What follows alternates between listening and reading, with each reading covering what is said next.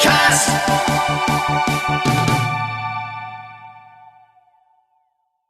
Hi Steve, welcome back to KoitCast. Thank you. Thanks for having me on, Paul. It's always a pleasure. Indeed, a pleasure for me too. I love talking to you because you're on my level. You're logical, you Okay. do things right, and you talk about the good stuff. So I love all that. So thank you for coming back. Thanks.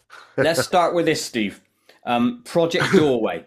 Are you Yes, able to give me an update on this? Where are you I am. now and what's next, etc.? Absolutely, yeah. I mean, the whole point about bringing Project Doorway, we've done this for like 10 years. It's a 10-year program, and we have done that 10 years. But you know what? We set out, the main thing was for Project Doorway was to confirm evidential data that electron diffusion regions exist. These are, you could call them portals and stargates, and I hate those names, to be honest with you. But the professional name derived from NASA is the electron diffusion region. Do Okay. they exist on planet Earth? Is the phenomena utilizing them as it's been hypothesized and theorized so many times? But it's no good that. We've got to have evidence, and we thought, well, there's got to be something out there. We've got to be able to find evidence. It meant us having to travel all over the world, conducting numerous different experiments. On the way of conducting those experiments, we discovered other things, gravitational wells, anomalies, time latencies in association to the phenomena when it manifests and demanifests in key locations. And we learnt a lot. But the crucial thing was the whole thing about Project Doorway is gaining the evidence to support electron diffusion regions, these portals, whatever they're using, popping in, popping out. Because the hypothesis that these things are traveling the vast distances of space just doesn't cut it for me. It didn't cut it for NASA because NASA came up and said a couple of years ago, sorry, but we were aware that UAP exist and they're being recorded and seen in pilots and military but there's just not enough evidence to support their extraterrestrial in origin. Arrow, the Pentagon UFO program at that time, also followed their conclusion about 3, 4 months later with exactly the same thing. Oh, yes, we're aware of this, this, and this, but there's just not enough evidence to support the extraterrestrial in origin. So the bottom line is, when you look at the statistics through Project Doorway, the amount of UFOs, or UAP, if you want to refer them to that now, seen on just a 24-hour basis around planet Earth is astronomical. It's a huge number. So you think, well, okay, so where are they all coming from? Well, you know what? We've got a lot of tech out there. Things passing through Earth's ionosphere causes ionospheric disturbances, and they're easy to pick up with telescopes and specialized equipment. Yes, we do get some stuff. Yes, there's things round in orbit. Yes, they might have followed us to the moon and this, that, and the other. But even that is just not enough. I mean, we are talking approximately, and we're being maybe conservative here. And then we have to take into consideration there might be some hoaxes and misidentifications, but still being conservative because not all countries are providing the data as to how many UFOs are reported or seen on a 24-hour basis in their country. Some of them don't have that information because they don't calculate it, they don't keep statistics. Some of them just don't want to share. So we only could go off the countries we could deal with, which is very limited. But even that, it's like between 8 and 15 seconds for a UFO is spotted. Now, the fact is that is just absolutely crazy when you work Mm. out. That's hundreds upon hundreds of thousands of UFOs seen on a daily basis around planet Earth if we're being conservative. So where are they all coming from? You know, there's multiple different types. There's no base model for these things. I think they're into the millions of variations. I think Project Blue Book listed this in 77. There's millions of variations of these things. There's no just base model for this. So anything goes. Where they're all coming from, we don't know. So really, when we started getting into Project Doorway, we wanted to find out, okay, so if they're not traversing here, are they popping in and popping out? And of course, a lot of the evidence sees them that they're just manifest, like an apparition in a sense of speaking. They have the same Mm. capabilities. They just manifest, and then suddenly they can just demanifest. So they're popping in and popping out of key locations. Where are those key locations? Well, that ties in with some of the research that Philip Corso came out with back in 1980, and he made reference that the US government were looking into several positive magnetic regions in association to UFOs. So why there seems to be some type of locations, these positive magnetic regions, which is in your national parks, it's in the top of mountains, it's in the deepest jungles, it's in the driest deserts. It's basically where humankind don't have much footfall. And when you start to, I mean, we've been to these places and we've witnessed phenomena firsthand, because when we're doing the data sets and looking at the satellite technology and the images of gravitational magnetic anomalies and other things, we've got to prove it. Science has got to prove the other way. So you've got your hypothesis, you've got all the data there, and then you've got to do the opposite. You've got to go there and prove your hypothesis. That's how science works. You've got to, So we ended up having to go all over the world into deserts and this places and that, and we witnessed phenomena firsthand. Incredible encounters sometimes. And that kind of, okay, right, we're onto something. There's some mechanism here that something is going on in these locations that the phenomena is seemingly utilizing. Doesn't like you to be invasive, doesn't really like you being there sometimes, and they'll let you know that if that's the case. But it seems that they just want to go about the business, and keep out the way of us. This is why you've got mountains, deserts, jungles, just places where we just don't really go. And it is hard work sometimes, especially the logistics of doing these investigations and research around the world. So where are they all coming from? So the idea is that they're popping in, popping out. So what are they using? There's been many references to the US government. Hal Puthoff, which we've talked to, his Texas lab was looking into the wormhole technologies and all sorts. Lots of money from the government being spent in there. And they're trying to figure out, I think, just as much as we are, as to what is it that they're utilizing to be able to pop in and pop out. I mean, and they have a conscious connection, with the observers. I mean, we now know through the double slit experiment, when you're locking onto something, when we observe something, it changes. The electrons are changing. The waveform collapses. Now, what's really interesting about this is that you say, okay, well, I'm going to set up a camera on a tripod and film it. So there's no observation from us, but it still collapses. And it collapses because it knows the intent of us monitoring it. It's intelligence. It knows. Now, we can stick a chimpanzee or any other animal in front of that and it won't collapse. It only collapses for us and our human consciousness. That is what's so profound about this. There's an intelligence, there's a mechanism. This is part of you could say simulation theory, the matrix theory, you can call it all these things which people have hypothesized, but there's some evidence to support this, especially within the realms of quantum mechanics. So now we know that these places exist. Now, for us, it all came to a head of July of last year. Okay. Overseas in another country, top of the mountains, in a place where it is just an absolute logistic nightmare. But we've gone through the research. This ties into Pat Price and a number of other remote viewers from SRI, Stanford Research Institute, which looked into this location some time back, and they were confirming what we thought, that there's some type of activity going on there with UAP. It's known as the mountain that hums, the humming mountain. Why? Because it hums, because it makes a noise, And now with the locals that up there, they're like, they're not very educated. They don't understand stuff. And we were saying, look, what, you've lived up here a long time. There's not many people there, of course. Do you see anything strange around the mountain? And they say, oh yeah, yeah, all the time, sort of thing. The meteorites, the tears of Saint Lorenzo. I say, what's the tears of Saint Obviously. Lorenzo? So I look into the reference, tears of Saint Lorenzo. And they are meteors, but they're periodic ones, just like the Pleiades and other ones, we get. And but I'm talking to these people and I say, well, can you explain what you're seeing? Well, yeah, I mean, they're kind of white or blue and they come down and they turn. Okay. And they go towards the mountain, and just before going into the mountain, they turn to an orange color. And I'm thinking to myself, this is no Tears of St. Lorenzo. This is not meteors. But they don't know that. And they've been used to seeing this all the time. They're used to it. And I'm thinking to myself, okay, this is the place we need to be. And this is where the research is taking us. And the data shows it's that location. And of course, we go there. Now, the chances of something happening whilst we're there is always very slim. Always. But we were on location up against that mountainside wall, and all of a sudden, something activated, something happened. Myself and Barry Fitzgerald are there, and what happened is that there was this strange feeling, and then this sound, as if there was humming or something coming from. I mean, it's just a sheer face of this mountainside we're up against, and it's a huge mountain, and it just seemed something activated whilst we were there. I mean, what's the chance of that? And we're like looking at each other thinking, what the hell is this? What's going on?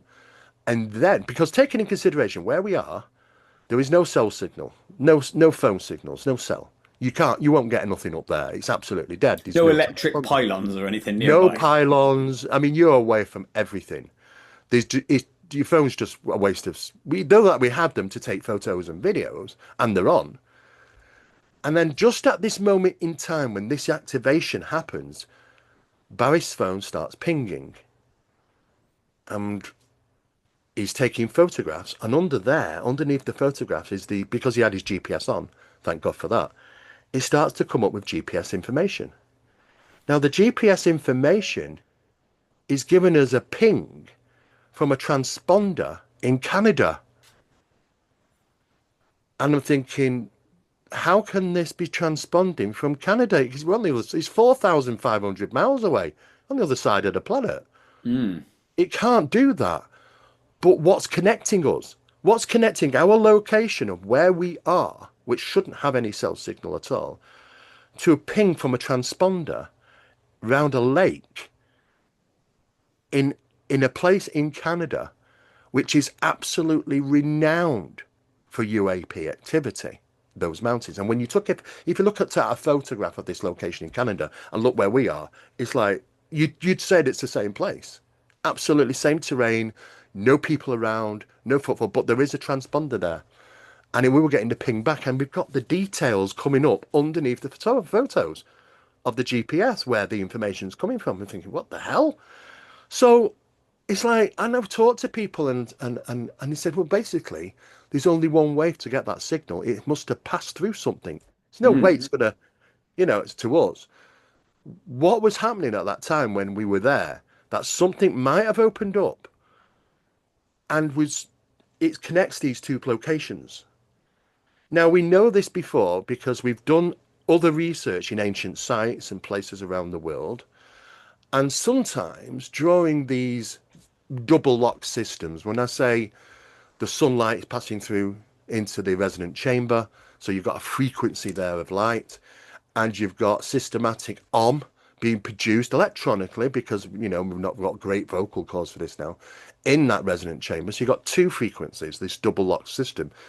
Recording devices started to pick up the sound of moving rocks and drum beat, and it's not coming from our side, it's coming from somewhere else, Paul. So we're thinking, when these activate, frequencies can pass through them. And on a grander scale, and on a grander scale of where we are, up in the middle of on the top of these mountains, well, the only way to get that is that there must have been something, a conduit that connected between the two. So, of course, that's focused our research in Canada around this particular lake, where there's a huge positive magnetic region there. Again, and we're thinking, okay, we are actually getting data here. We're actually getting data sets and conclusions as to the only way this could happen is if momentarily there were 2 points connected in time and space. Which, remember, the phenomena might be utilizing to just going like that, just going, I want to be there, I'm going to be there. It's just do, do, do. That would really explain a lot of this phenomena being so coherent around so many places around the world. Mountain, they like to be out of our way, of course, but mostly people just being left to their own devices, just don't get involved. Just they are what they are, and they do what they do. So we did get some really good data sets and conclusions, and the only thing we can conclude is that there was a conduit between two locations here, and it's absolutely ridiculous, but that's what Project Doorway was set out to do. And it seems after 10 years, how lucky was that? Because we didn't think we were going to achieve it, is to actually get it. And it was absolutely incredible. And we don't have a rational explanation. We've talked to specialists, telecommunications specialists as well, how transponders work and satellites. And I said, there is only really one outcome, that they had to have been a conduit from point A to point B at that time, which that frequency it passed through at that time, the cell phones picked up on. Because there's no way a cell phone's going to pick up on a transponder from Canada, from where we were. It was absolutely ridiculous. So that's we've got some details, we've got some video footage and stuff to put out in a conclusion of Project Doorway over the next few months. But it seems even on the way and doing this research, we found so many things. We introduced a DMT meter, it's a time displacement meter, which we're using. We were getting latencies because when we've got phenomena appearing in the sky and suddenly it goes zoom and it disappears. And a lot of people are reporting more balls of light than structured craft now. I don't know if you realize it, but most Yeah. people, it seems to be these intelligent light forms, and they are intelligent and interact with people.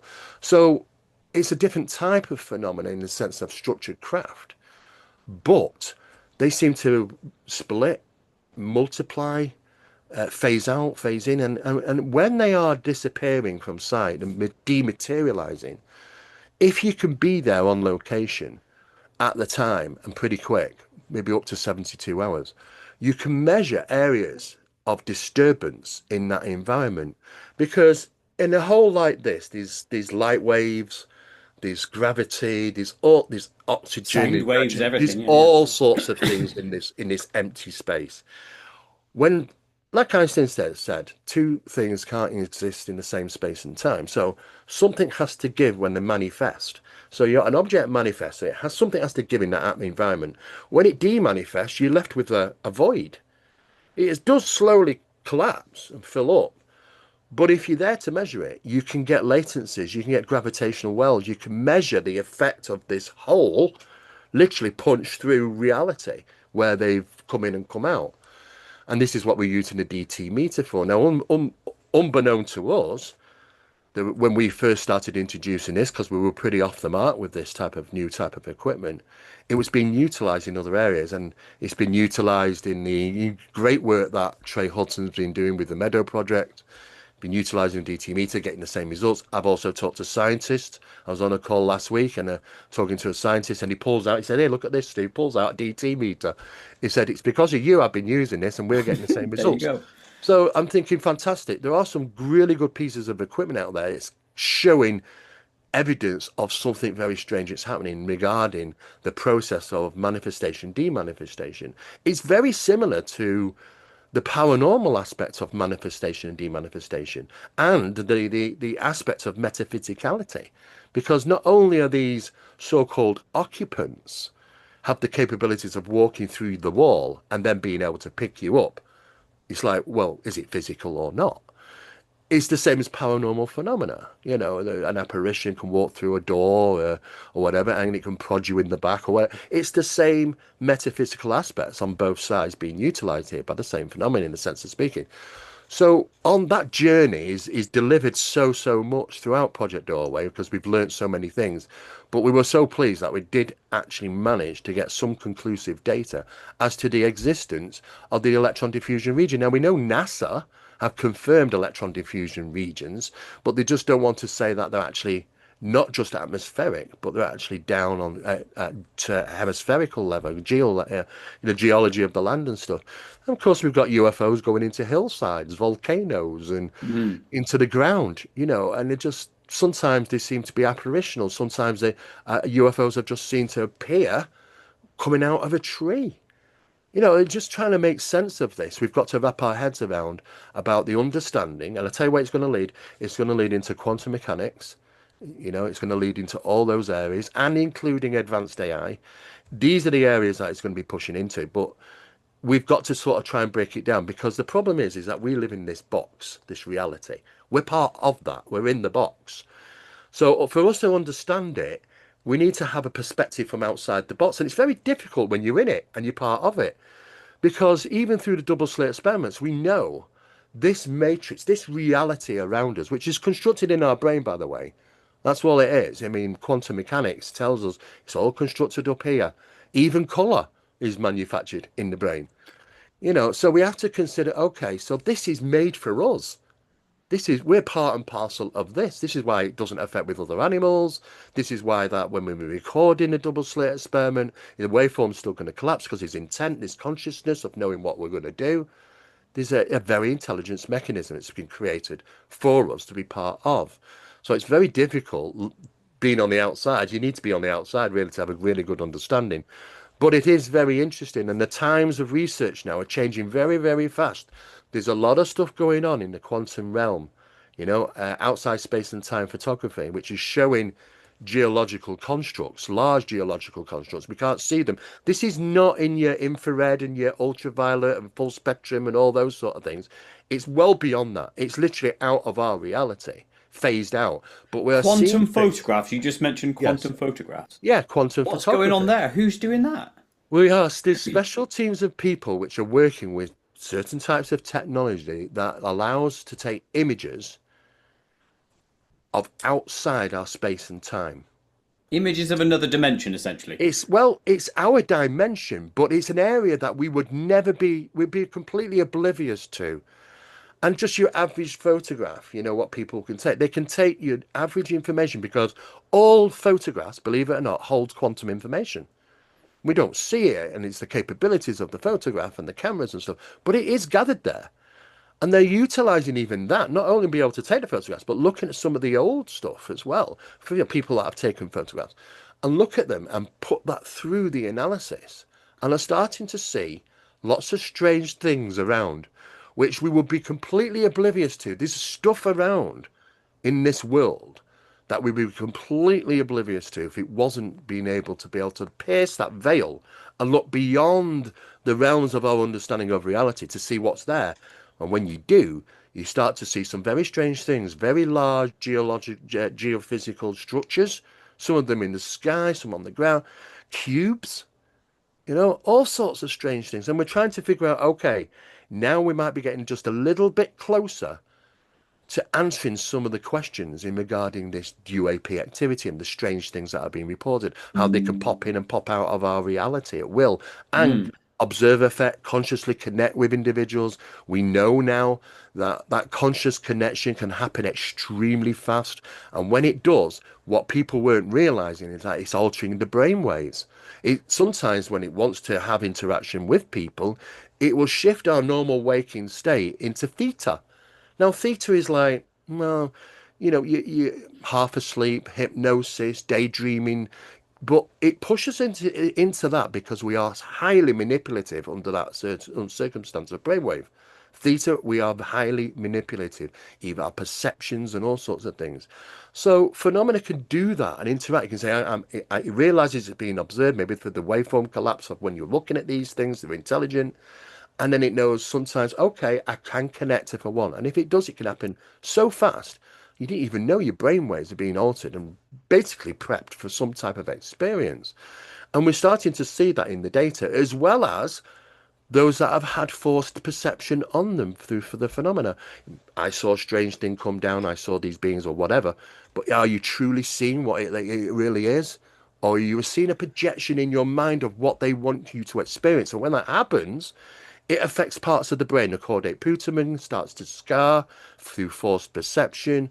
We're seeing evidence of that through people that have had close encounter experiences or very profound traumatic paranormal phenomena. We're seeing the effects on the human brain through forced perception. So we are literally puppets on the string to this phenomena. We're highly manipulative and very deceptive. It raises an obvious question here. Is our world, what me and you see right now, are we like the African nation in the Marvels universe? Where they can Yeah, hide a whole city of Wakanda. pretty much. Is that what it is? So the whole of Well, humanity is being turned off, so we cannot see what's around us. well, basically, yeah, because the world we see is perceived through consciousness in our Mm. brain. So this reality that we see around us, we're none the wiser. We just think we live in this box of reality, but that it's not real. And I've said to people, what is real at the end of the day? Real, and I'm not even going to say real, because everything is constructed in here. And it can alter and it can vary between people as well. Perception can vary between people. This is why you have people saying, oh no, it was round and it was blue. Oh no, it wasn't. It was square and it was green. And, this is what happens, because it's not, it can't be helped. Everybody's perceives something totally different. Mm. None of them are absolutely identical to each other. And we learned this many years ago in psychology. So we're questioning about the reality around us. If there is a construct, there is absolutely some type of construct. It's intelligent. It's evolving.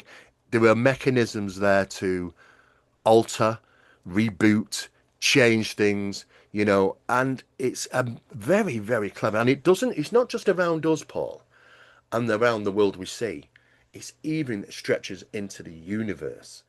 Everything that we perceive has something prior to it or we're unaware of, and that's this construct. And we can now see it through specialized equipment. It's like layers of glass, and these different layers to this. That are the different dimensions, but whatever these things are, whatever lies within that, is aware of our Of us, matrix yeah. Mm. and how to manipulate reality. Because there are people that I was talking to some guys from Brazil like about a week or so ago. He had this experience on this particular road one night. He didn't like it, but he felt like he managed to get away from it. He said, I never want to go down that road again, and tried his best to steer away. The following night, he's travelling, and this road is blocked. This road is closed. Diversional traffic. Or he ended up back on that road. For 3 nights this happened, until eventually on the 3rd night they concluded the experience. They changed, it's like reality changed around them. There are people that have these encounters on a busy street on a Saturday afternoon, and they see this craft and they're looking around and say, where is everybody? Where's the people? Where's the cars? It's Saturday afternoon. This is a busy road. It's always busy. Where is everybody? It's like this, what we refer to as Oz factor type experience. Reality's changed. It's like you're picked up out of that reality and placed on the next level. Now, the next level looks exactly the same, but it's little differences, and these are the layers. And that's And what it's makes like you think it's a counterpoint. bloody computer simulation Well, because it's this like is a the problem. sandbox, isn't it? Yeah. You really start to look at it and go, this looks to be like a computer program. Mm. Because not only does it look like a computer program, but there seems to be protocols here. Should this happen, do this. Should this happen, do that. To recorrect itself, to alert itself to a problem. When people are having these little incidents, maybe that something comes along and goes, pause, and then play, and you were none the wiser. Yeah. It could simply be that. But some of the scientists are saying the evidence of that could be through strange serendipities, coincidences, people that report them. Those sort of things might be an indicative piece of information that is indicative to that experience. In other words, when you have these little resets, what I'm completely unaware of, that there's something there that recognizes that, oh, it's strange coincidences. Oh, it's really strange. It's one of those things. How many times do people shrug their shoulders and say it's one of those things? We could write a whole box of volumes of one of these things, Yeah, deja vu as an example, yeah. Yeah, so many things. Maybe it is part and parcel of this little glitches that are constantly happening. I mean, we'd be completely conscious, unconsciously about. We would not know that they're taking place.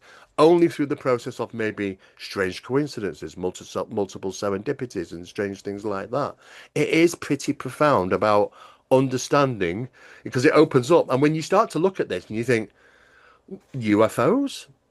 Not interested. Power up. They're the small fry. The big fry is the whole picture here of what Mm. this might consist of. Because we now know when we start to look at it all, this, and I say phenomena because I think it is a single source delivering multiple things, not multiple thing. I think it is there is a single intelligence and it's deliverable in so many different ways. It's the same dog that will lick you, that will bite your hand. There is no black and white. There is no good or bad. It's the same. It's the same thing. It's the same dog that'll lick it, you lick your hand, and bite it the next minute. This is what seemingly this phenomenon does. But when you start to look at all this throughout age, it's going back even in time to ancient past. You start to realize the phenomena has godly power. I mean, it matches everything that the so-called gods can do. It predates religion. It really does. So what's religion been based around? And who are we really praying to?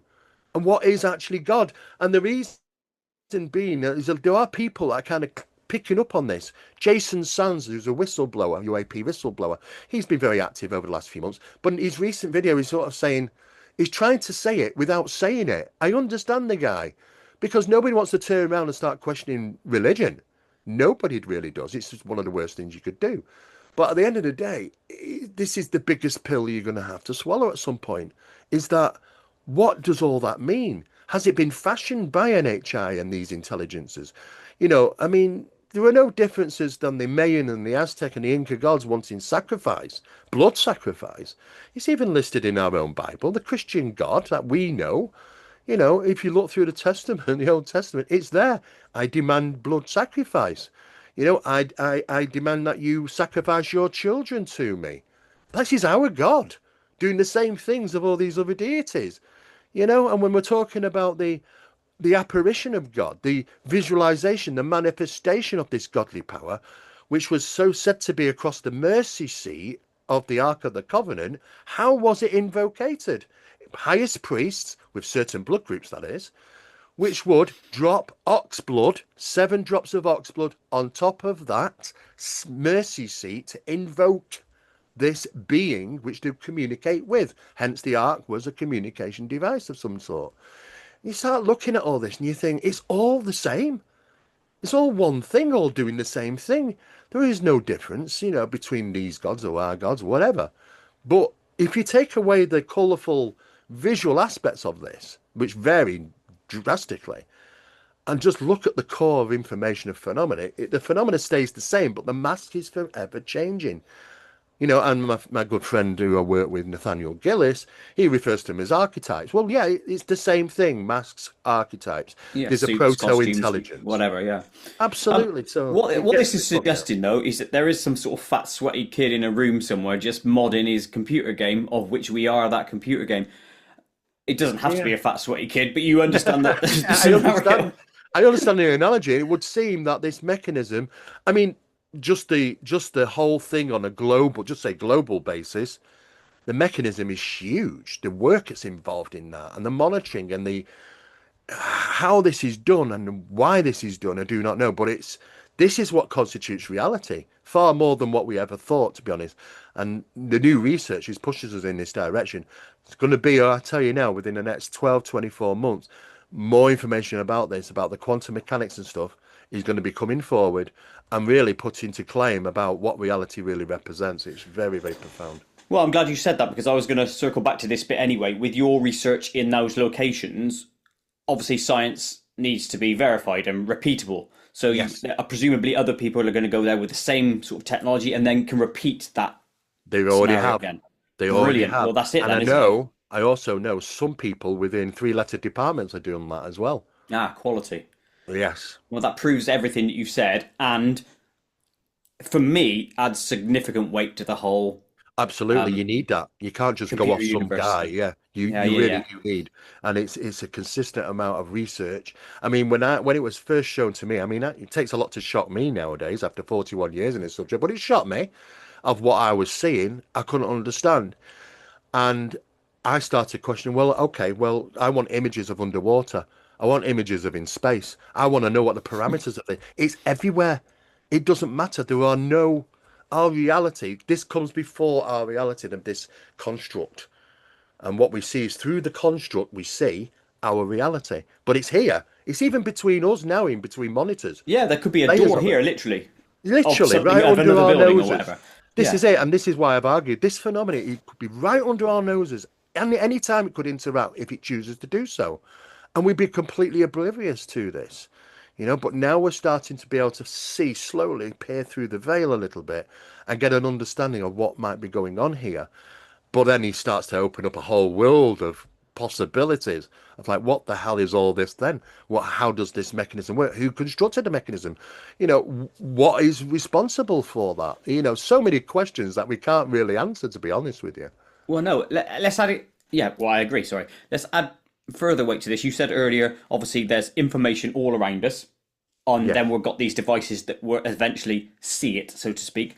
That is essentially metadata, isn't it? All around us. It's like that of a metadata of a Yeah, photograph. It's which it hidden goes back to the information. computer again. Yeah, that's all Yeah. it is. Well, how these quantum guys taught to me, they explained it to me, is what it doesn't matter what photograph you take. If you go and take a photograph on your cell phone and you show it, you're going to see the parameters of what that cell phone's capable to show.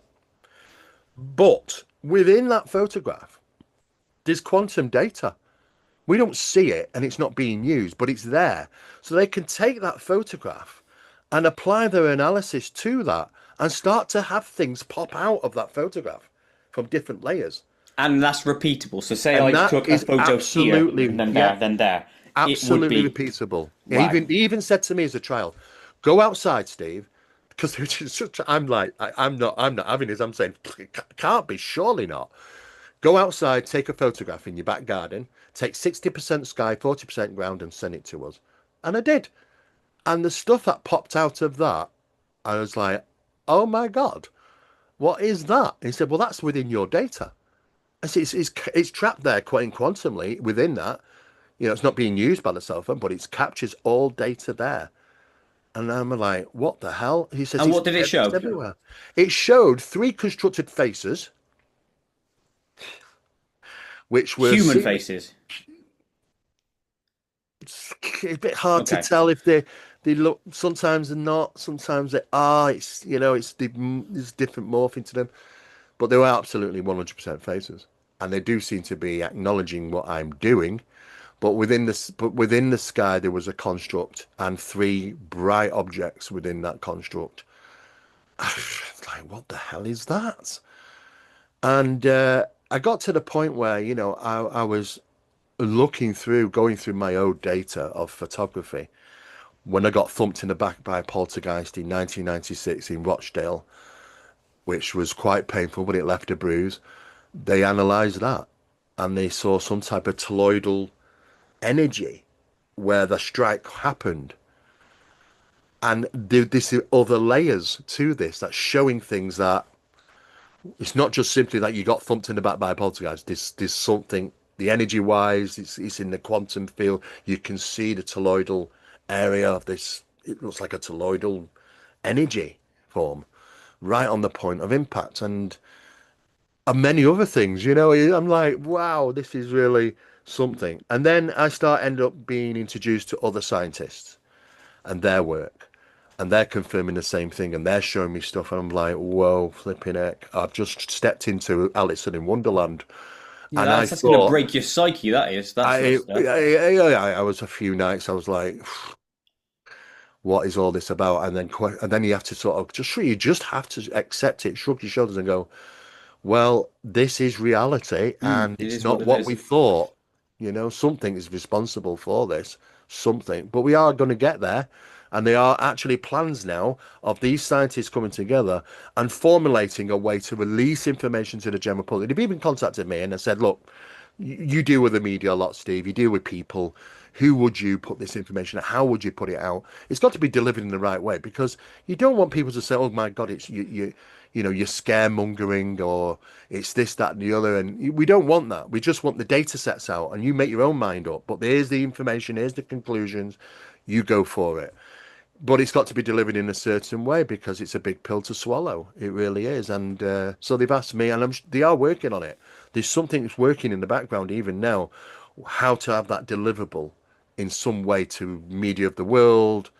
Don't get me wrong, there are people that have been shown this already, and even they are struggling with it sometimes, But they've no explanation for it, but they're struggling with it. What it lies beyond. Well, it's a paradigm shatterer.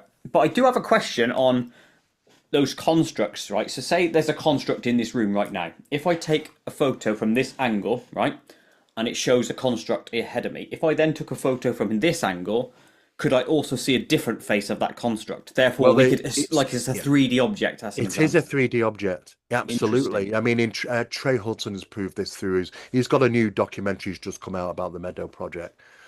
There's details within that about the construct of a cube, which is in the quantum. It's not there in our reality, but it is, and it's tied with NHI and those type of experiences.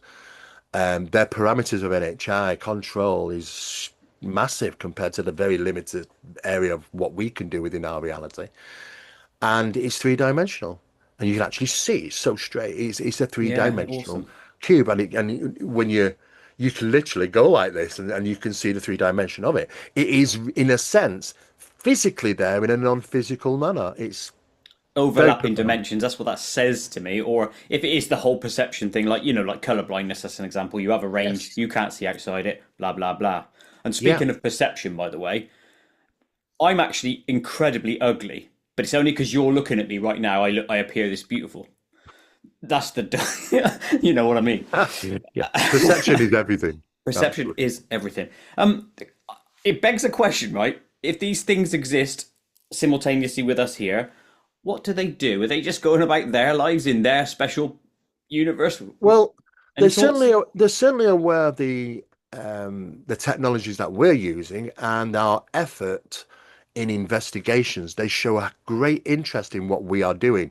We're unaware that we're watched, and monitored by phenomena, but we are.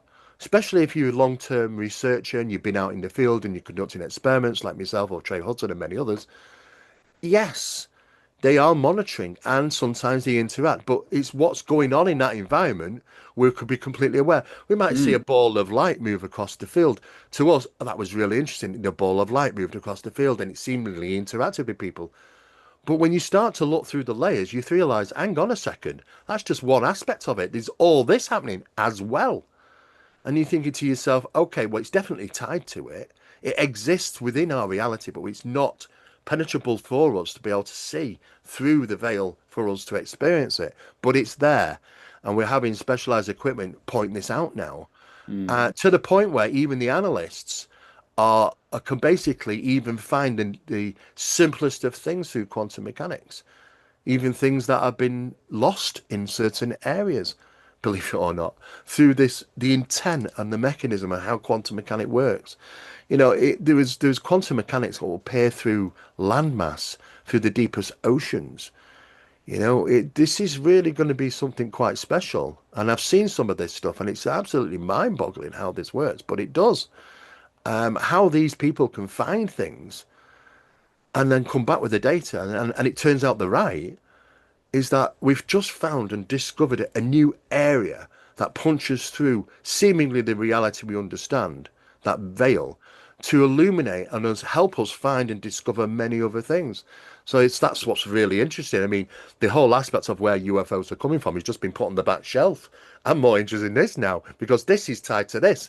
And this might also explain how UFOs can just dart around, incredible speed maneuvers and in and out and in and out, because they're just using the paths of the matrix, this mechanism that's already exists around us. And I'm completely on your page with this is more important because you can, things. I'm more interested in the hows and the whys, the mechanics of how things work. It's more important. It really is. The mechanics is Yes. probably the most significant. It's like when we got into paranormal mechanics. We don't want to hear another bump in the night. We don't want another photo of a ghost. We don't want another story. I know that they're interesting and stuff, and I do get that people have these experiences. But that's the after effects. What's the engine? What's the mechanism? What causes it to do what it does? How can it do what it does? Even defying the reality. Because this phenomenon of various different types, be it paranormal, ufological, cryptid, they all demonstrate that they are capable of pushing the boundaries of our known physics. EVPs being captured on recorders, and you analyze the recording and it's 18 hertz. But the recording device only starts from 20 hertz to 20,000 hertz. How's it captured it then? But it's on there Mm. and you hear it, and yet it's broken the parameters of the physicality of the machine for it to be able to capture it. It's gone beyond its capabilities. Same for cameras. They've taken photographs of things that it shouldn't be. The film wasn't even in the camera. You know, recordings have been taken where the recording head has been removed. Sometimes the power supply has been removed, and yet it still gets onto the cassette. It's transplaced. It's breaching all the boundaries of our physics. Why? Because it doesn't come from our physicality. It's not in our reality. It's from outside in. So because we are stuck in this, oh, this is physics tells us we can only, these are the parameters, it can only happen this, that, and the other. Well, no, because this phenomena comes from outside inwards and it breaches all physicality in every aspect. All these phenomena do. So we do know that it lies out there, not in within our reality. What we're seeing is its interaction with us in our reality. Yeah. But fundamentally, the engine for that and its capabilities lie outside our reality. So strange. And that's what we need to see. Yeah, completely agree. I had another question, but I've literally forgotten it while you were talking then. So I'll try and remember that in the background. Um, Now, Yeah. last time I had an interview with Barry Fitzgerald, I mean, he's quite some time ago now. Yes. He was quite coy on that because obviously he was still investigating with you, and this was prior to your last visit to the mountain area. Yes. He said that rocks play a massive part in this. They really do. Why? Well, the phenomena is tied more geologically to the ground. When people are looking up at the sky and saying, "Oh my God, there's a wonderful display of UFO activity up there," which has been taking place over months in certain areas, what what's above is so below. The thing is that we're too busy looking up there rather than the ground, the geophysical areas of the ground. The rock has a very strong connection with phenomena, always has done. This is why, in the ancient days, it was all many people were creating these resident chambers, geological locations to to converse with deities, the gods, call it whatever, through those areas of geological things. And it's just like it is in ancient days now. Throughout the UK, we can see sort of areas like Stonehenge and these other places, and the Lays. It's about the geological connection, and phenomena would seep through from that in caves. How many times are people going to be seeing things in caves? It's been going through history. It goes right back to Botswana, hundreds, thousands of years ago. The, they were communicating with reptilian type beings from these caves in Botswana.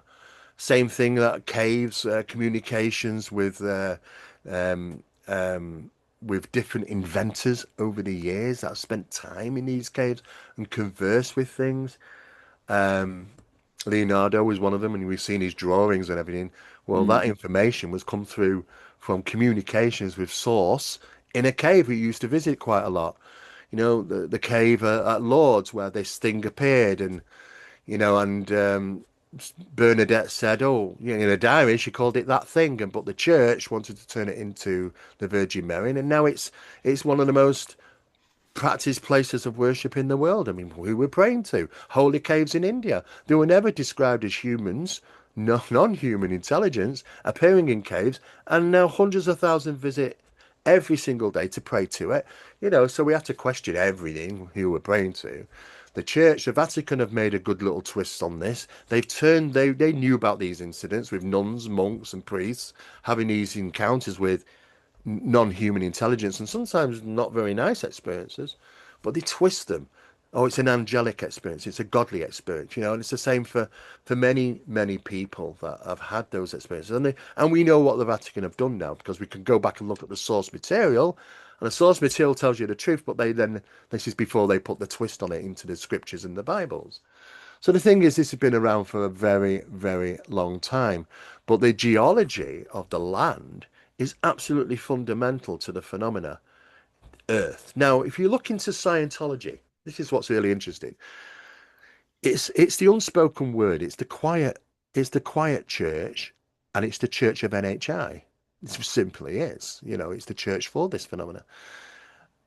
When you get into it, the first thing that you'll learn is how and why they do what they do. And one of the main things there that you quickly discover is that they believe that there was one source, some godly thing, even of NHI, and it cast billions and billions of them down to Earth. This is how it's written in Scientology. And they were cast into Earth, not onto Earth, but into Earth. Very similar to the stories of Satan being cast down from the heavens to planet Earth, you know, into the Earth. The Earth fractures and they seep out and they embody themselves with humans. NHI embody themselves with humans.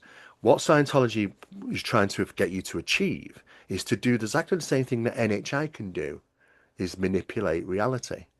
And what they believe is that you can purge yourself of the embodiment of NHI within you. And once you purge yourself, it allows you to be able to manipulate reality just like NHI can. And hence, this is why the rich and famous want to sort of manipulate their reality because they want to go. It's health, it's wealth, it's success, it's all those things. This is why you got a lot of people with money involved in these sort of things. But that's what the fundamental thing is what they believe. They even got a name, for this source, Zeno. What a name. What the hell is Zeno? I don't know. I don't know where these things come Well, from. But Xeno is external, isn't it? Yeah. it's external. So the thing is, you start to look at these things and you look at other stories, Bible stories, and you think, well, that's very similar to the casting down of Satan to the earth and the fallen angels. What are the fallen angels? Is this is referring Scientology is referring to them as NHI? So are fallen angel? Well, yes, because an angel is a non-human intelligence. It's non-human, so it's an NHI. It's non-human, as amongst everything else, angels, demons. Because there was a time before the angels existed. It's mostly around about from the Ezekiel days. So what was it before? Well, this is what NHI was involved in, the constructions of religion for gain, for control, for social conditioning, to get you to do things. And if it didn't like it, it'd jump in there sometimes and change history. It would whisper in, the influence to your ear and make massive decisions, such as the influence whispered to the Pope, into the Pope's ear. The Pope then was told to invade Constantinople. He did, and 380,000 people were put to death like that. This is so impacting. It's the same thing as Alexander the Great, who was, obtained help and assistance with, besieging cities with phenomena. And Moses or Mosaic, exactly the same thing. These individuals were referenced with the horns of light, horns, not the halo. It's the horns are higher. It was like the representation of a worker of God, like Moses and Alexander and many others throughout time. And it's represented with the horns of light as opposed to the halo, the direct workers for God. Who are them? What is God? And why are these things associated to flying shields that came down and fired beams of light at walls to destroy them, allowing Alexander to besiege them? What help was he getting? Why is history being changed and steered sometimes by phenomena? Seems to be. So, Mm. we can go through time over time and see how the influence has changed direction.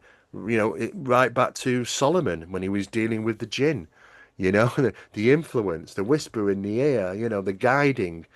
And it's a lot that's gone on that has clearly been hidden and we do not know about it. And the reason is because it's too close to current times as to what's happening. It might be in the 21st century and it might be wrapped up in a new wrapper, but fundamentally it's exactly the same thing that's happening.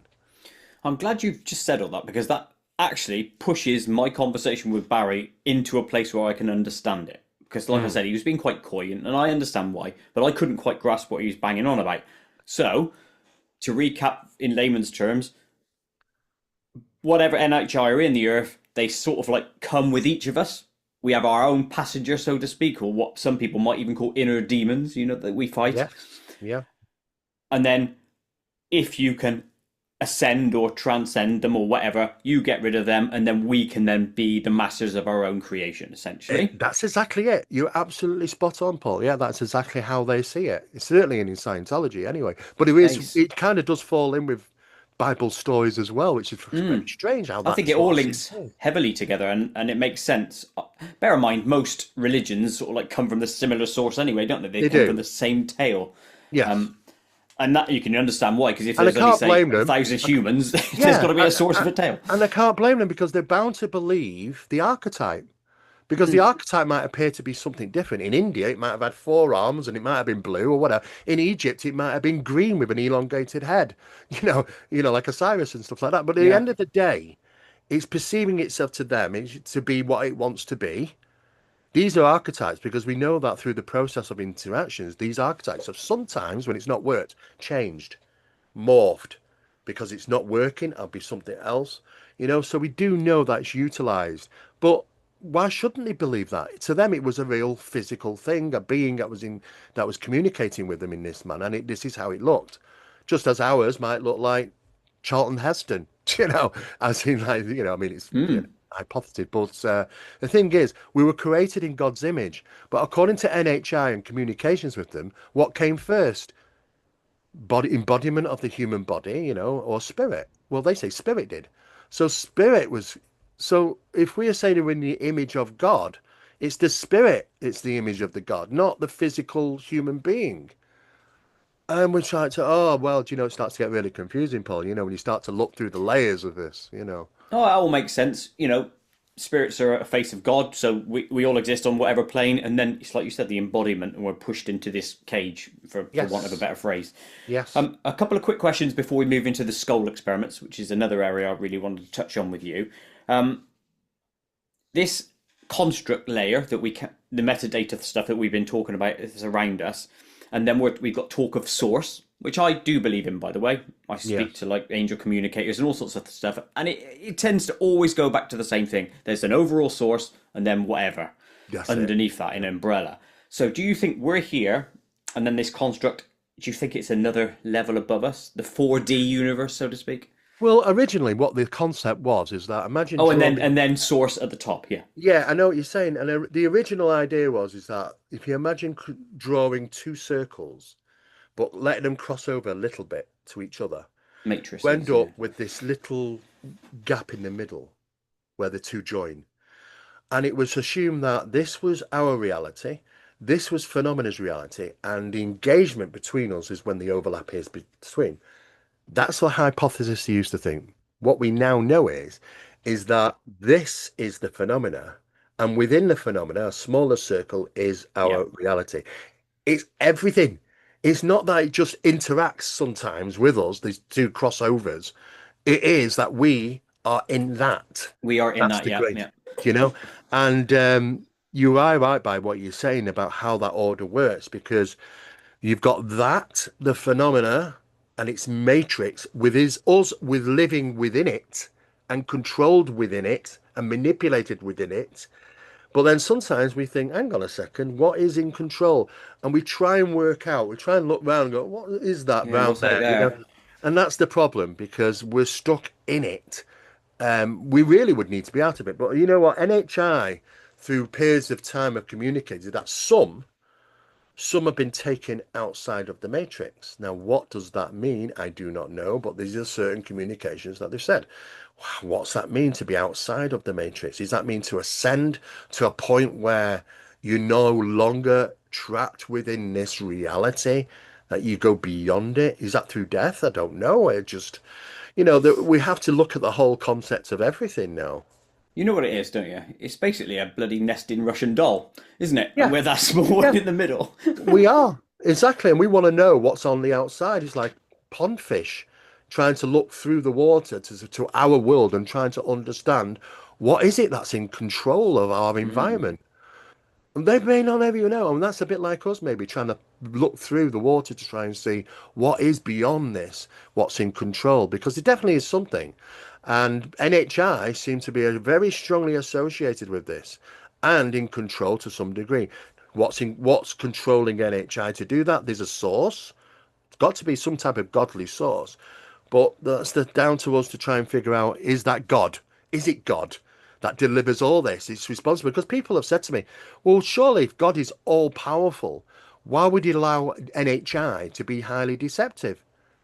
And the only answer it was a good damn question. I thought, well, Mm. the only answer I can come up with is that that's part of God as well. It's God's plans as well. He wants to do what he wants to do. This is why sometimes God had bad days and he'd smite you, and good days when he'd reward you. It just seems to be like that throughout the old biblical documentation. We need more good days from God. We do. Here's a question then. Do you think that God could be a layer within the nesting dolls and he's not even there's something Well, else where beyond does it stop? I don't know. I mean, there is clearly the mechanism seems to be beyond Earth, to be into into space, the universe. So something is responsible for some type of construction of this. If it's not real, as in to say we realism, then what is it? Because we're seeing a stage play, we're seeing some type of construct which is not real, but we don't know what's beyond it because that is all we can experience because we're stuck in it. This is the Mm. problem, but then only through quantum mechanics and this type of imaging, we're starting to see things that well, hang on a second. This isn't in our reality. It's something else outside of it. It's part of the mechanism that lies outside our reality. So what is that? What are the constructs? What is it? Seemingly, NHI have some dealing with these constructs and things because there seems to be visual evidence of that. But what is it? And what goes beyond that? So, we don't know what is responsible for it all, but we can only say it's got to have godly power for all this creation. I mean, it says in the Bible, God created planet Earth on the seventh day he rested. I mean, theoretically, science would always argue against all that, but it's the hypothesis of this action to consider that something so powerful could create something so incredible for us to be oblivious of what it's like a total control. It's like we would never know, but now we Now we are. I mean, do. Yeah, we're we're lifting the lid strangers. of the box. That's what we're Well, doing yeah, and looking because outside. if there is a God, then God has allowed us to create equipment for us to be able to peer through the veil. So does he want us to start? Is it an evolutionary path for us to ascend ourselves to It's a outside puzzle. of the matrix? It's a puzzle. Very possible. We've got to complete this layer to get to the next. That's what it seems like. And that again brings it back to the computer game analogy. Yes. And if God did create it, he's writing code. He's knackered. On the seventh day, he's resting. Code. Yeah, it's code. It's code for That's everything. it. That's And now what we my can see brain's going there, now and we that's it. No one can change my yeah, mind. and now we can see the code. We can start to see it Yeah, through no, this I love that. matrix. That's the coding. It's very clever, but it looks like it's been seriously as a construction of some sort. Yeah, yes. I have one final question before again we move into the skull. Chris Bledsoe. I don't know Yes. how much weight or whatever you put into his supposed predictions about late next year, early the year after, about something big coming for humanity. Do you think that is the revealing of this stuff that you're talking about? The, Interesting. It could tie into it. mm, I know Chris Burstow is an experiencer, but yeah. it's not. I can't get into it too much, but I am aware that this is not all love and light. There's things that have happened and incidents that are not being talked about because you make you think something else rather than all love and light. The incidents of the bull over him appearing and the lady, which is the divine feminine, which is no different than what Alistair Crowley and Jack Parsons were trying to conjure up through the Babylonian works, is symbolism. And if you look at this, it goes back to Egyptian cosmology. Egyptian cosmology is at a core of symbolism that stretches out to the Freemasons and the Sumerians and all sorts of different things, about this phenomena. So it's very symbolistic, the apparition, the bull, and those all sorts of. He is an experiencer. I do believe he's an experiencer. This is why Tim Taylor is very connected with him, invested in him. Tim Taylor is he communicates with NHI and ceremonial launches, which take place to go to space, putting sigils on them because we've got to pay homage and worship to the caretakers or to the sponsors that helped us get into space, which is true. Most people, when you do the research from all over the world, you realize that it was obtained through downloads or direct voice phenomena or even visions and things like that, which they created, and it became advantageous for space travel, even inventors, all sorts of different things. There's been this influence of having humanity boosted in technology. I mean, it's doing well. And now, Tim Taylor's getting stuff and he's putting it out on the NASDAQ, and selling these things for multiple millions of dollars. There's money in it. It's involved. And this is the problem because now it's starting to get out of the control of, say, the military or industrial complex there to privateers into defense contractors that are doing the same thing themselves now because they're multi-billion companies and they've got the money. So they're all having a little stab of it and a little gain of it.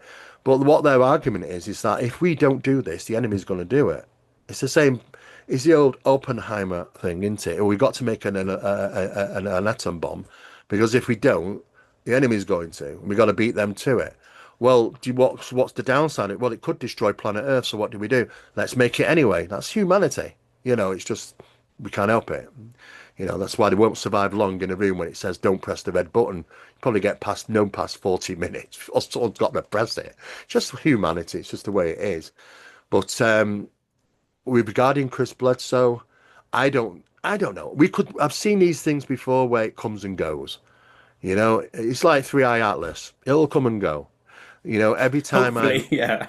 I Go. really do think so. I think there's a lot of hype around it, a lot of press around it. But when I see that, I kind of go, yeah, they're doing the number because it's the real important stuff. Doesn't get highlighted in the press, doesn't get talked about. This is out and in your face. It's steering narrative, it's steering thoughts, and this great alien invasion or this thing's coming and all that. And do you know what? I think it'll just pass by. I am aware. I've talked with other people which have and hold the same position as Avi Loeb, and they just have a good old giggle. They just say it's ridiculous. Has he got another book coming out? Has he got a book? Is he working on a book? Well, it's funny enough. Yeah, he is actually. So I'm not going to agree with that because it's like Amura. We had all that with Amura. Yes, they're unusual. They're coming from deep space. They're funny shapes. They emit unusual gases. They're coming in at an I do angle. that. Yeah, I mean, but they're coming in at an unusual angle, which is usually difficult to detect them. But we know that.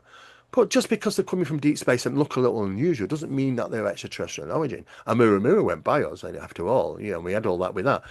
I think, from what I'm seeing from 1 month to the next, and we're getting closer and closer to this thing, is that it's getting less and less likely of being something really, really profound. And now we've got all these, oh yeah, the Pentagon people have put all together these teams and they're having discussions about emergency discussions about. No, they're not.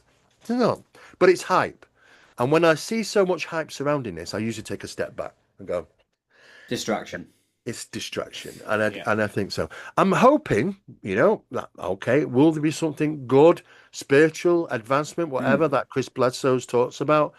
That would be wonderful. But he's not the first. He's one of hundreds of people that have said the same thing, and it comes and goes. And it's just one of those things. Maybe there is sincerity, and it has been told this, but this is what phenomena does. Be highly deceptive. Look over there and not over there. Turn your face to it, whatever. It can do that. So it might not necessarily be his fault. But what I'm learning is that obviously, Tim Taylor's involved in these in communications, the obtaining things from gifted fields where phenomena will gift all sorts of different things to us. And this is why we've got so many, these people saying, oh, yes, we do have crafts. Well, yes, you do have some of these objects, absolutely, but they've been gifted. You know, it wants us to have them because it will steer technology in a certain way. And it is doing, and communications, let alone, is ridiculous where we've just, where we are Have you from heard 20 of, years have you ago. heard of the term loot crates? Loot crates. Yeah. Yes. From Yes. computer games. That's Yeah. what those It's the donations are. same thing. Yeah. Yeah. These little Bloody secret things. computer game. Yeah. Right, let's get off the computer game because it's time to have a rest. It's the seventh day, so we're going to talk about the Scole experiments. Yes. So before we get into the real depth of this, because I like, me, I love that sort of stuff. Let's just have a brief recap of what the Scole experiments were, how many people were involved, and all that sort of stuff. Okay. So preliminary, there were four people involved in the skull experiment. That was Robin Froy and his wife and his friend and his wife. And they ran for secretively for a few years trying to achieve what they wanted to achieve.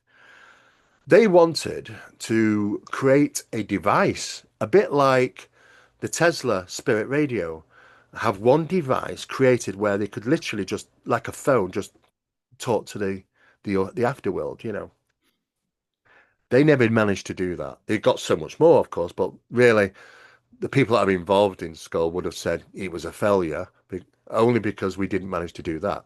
But we got so much more. And they went about 3 years until they achieved what they wanted to achieve. It had to be underground for reasons, because the connection with geology. There's a mention like that before.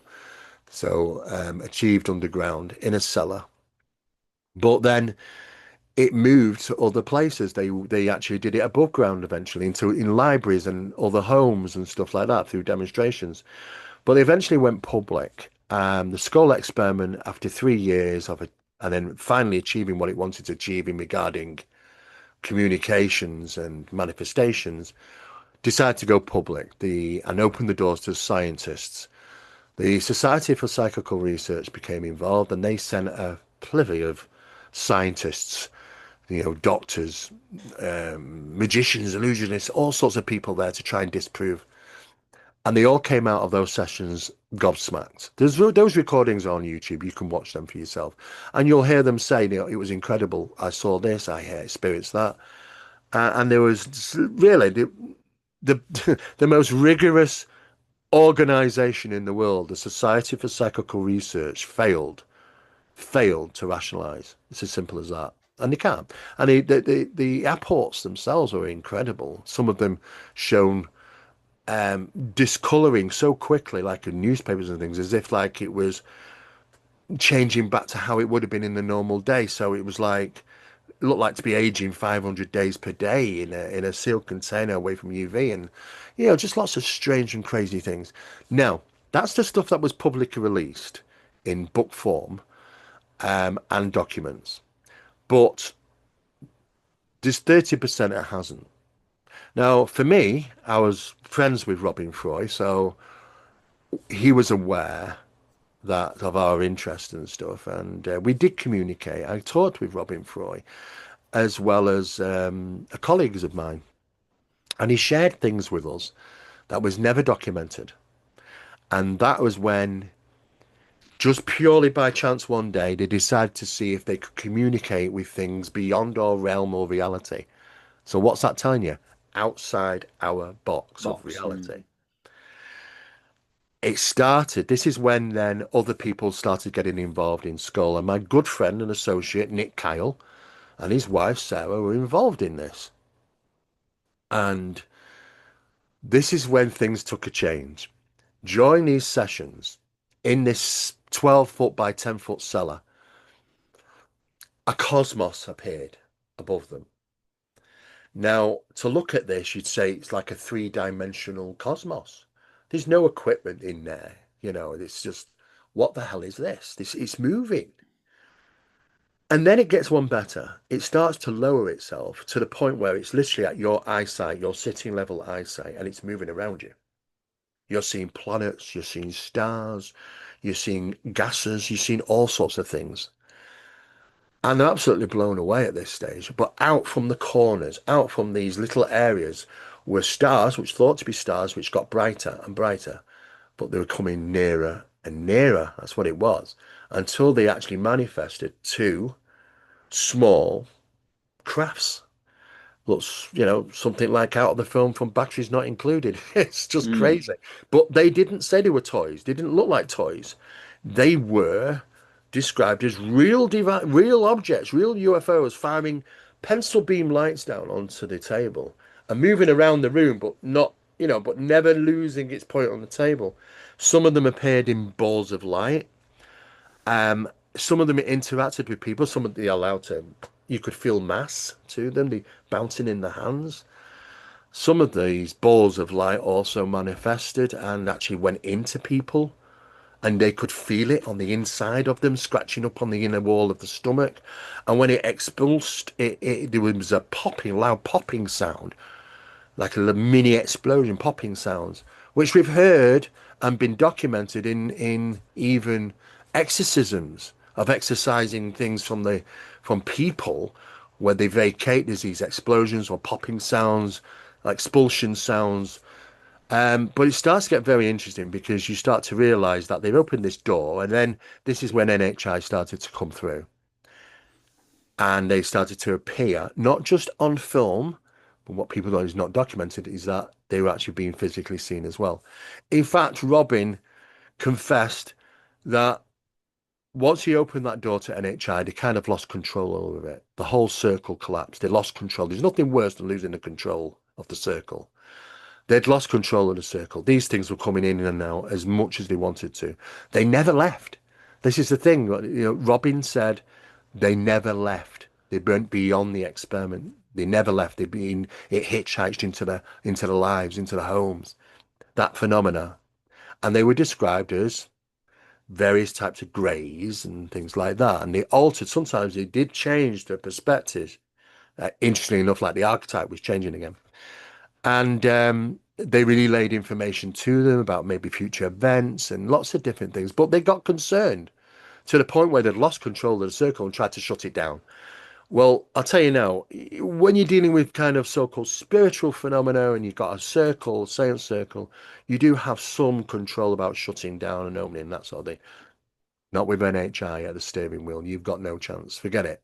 They couldn't shut it down. So they just abandoned it, basically. But what happened then is that further experiments took place by Tom and Linda, who I met from the advanced Scole, which was further experiments that took place in Scotland. And Tom and Linda Anderson were incredible. I'd witnessed phenomena around them. I was privy to the people in this, you see. Nick, Kyle, and Sarah also involved in some of the advanced Scott, and that's when it wasn't so much dealing with NHI, but it was dealing with what's the boundaries of manifestation and what's the boundaries of physical manipulation. There were incidents when people, the sitters, the tables, the chairs they were sat on were bilocated to the other side of the room, and none of them even knew how that happened. It was described that the NHI created some type of blueprint. This phenomena created some type of blueprint. It alters us on the one side, thus it affects us. That is interesting when you talk about the concept of our reality being nearly Perception again. Mm. perception. But none of them were aware of the physical change. Things came through the ceiling. There were flowers and roses and things. What was interesting, some of them were half manifested, so they were stuck. Half of them were still stuck in the ceiling. Interesting, merged, phased into, which is a bit like what Albert Stubbenbein, the two-star general for the US, was trying to get into about phasing experiments. In This is where Philadelphia, it wasn't led, it? led into that film, staring at goats and stuff. But he realized phenomena can do it. NHI can walk through walls and then pick you up. It's like paranormal phenomena. So he wanted to see, how can we do the same thing? In other words, can we breach our reality, our physicality of our reality, and do the same things like NHI and paranormal phenomena can? So it's kind of all linked in. But there was furniture that was slightly embedded into the walls. There was one small table. Now, I'm not saying there was no contact, no physical contact to this table. It's not like it's ideomotor effect when you've got your fingers on it, you might be moving it somehow, even accidentally. No, there were no contacts. And this went up on one leg and started spinning. And it started spinning faster and faster and faster to the point where they got really worried because this thing was spinning so fast. If it went near them, it could take their head off. It Mm. was just a blur how fast this thing was moving. That was incredible. This is the advanced skull stuff.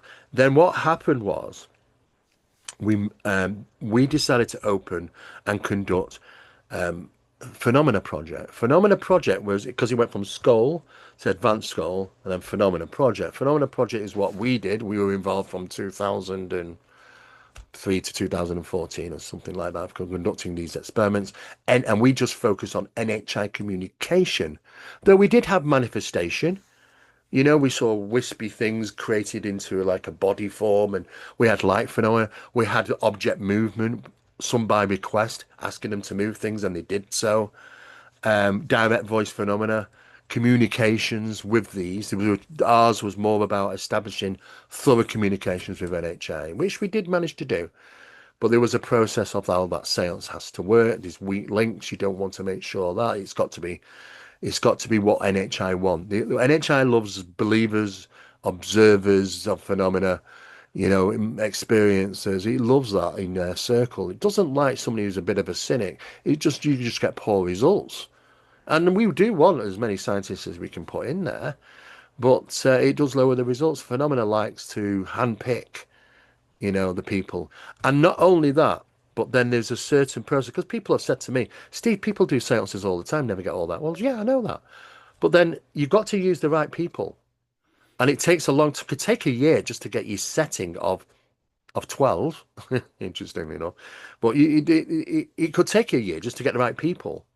But once you've done that and you manage that, then it's the process of invocation. There is an invocational practices, ancient ones. Could be through Enochian, Babylonian. Enochian's a nightmare because it's all symbolism. It takes ages for the invocation. It works though, but and it hammers at the door and phenomena acts very quickly.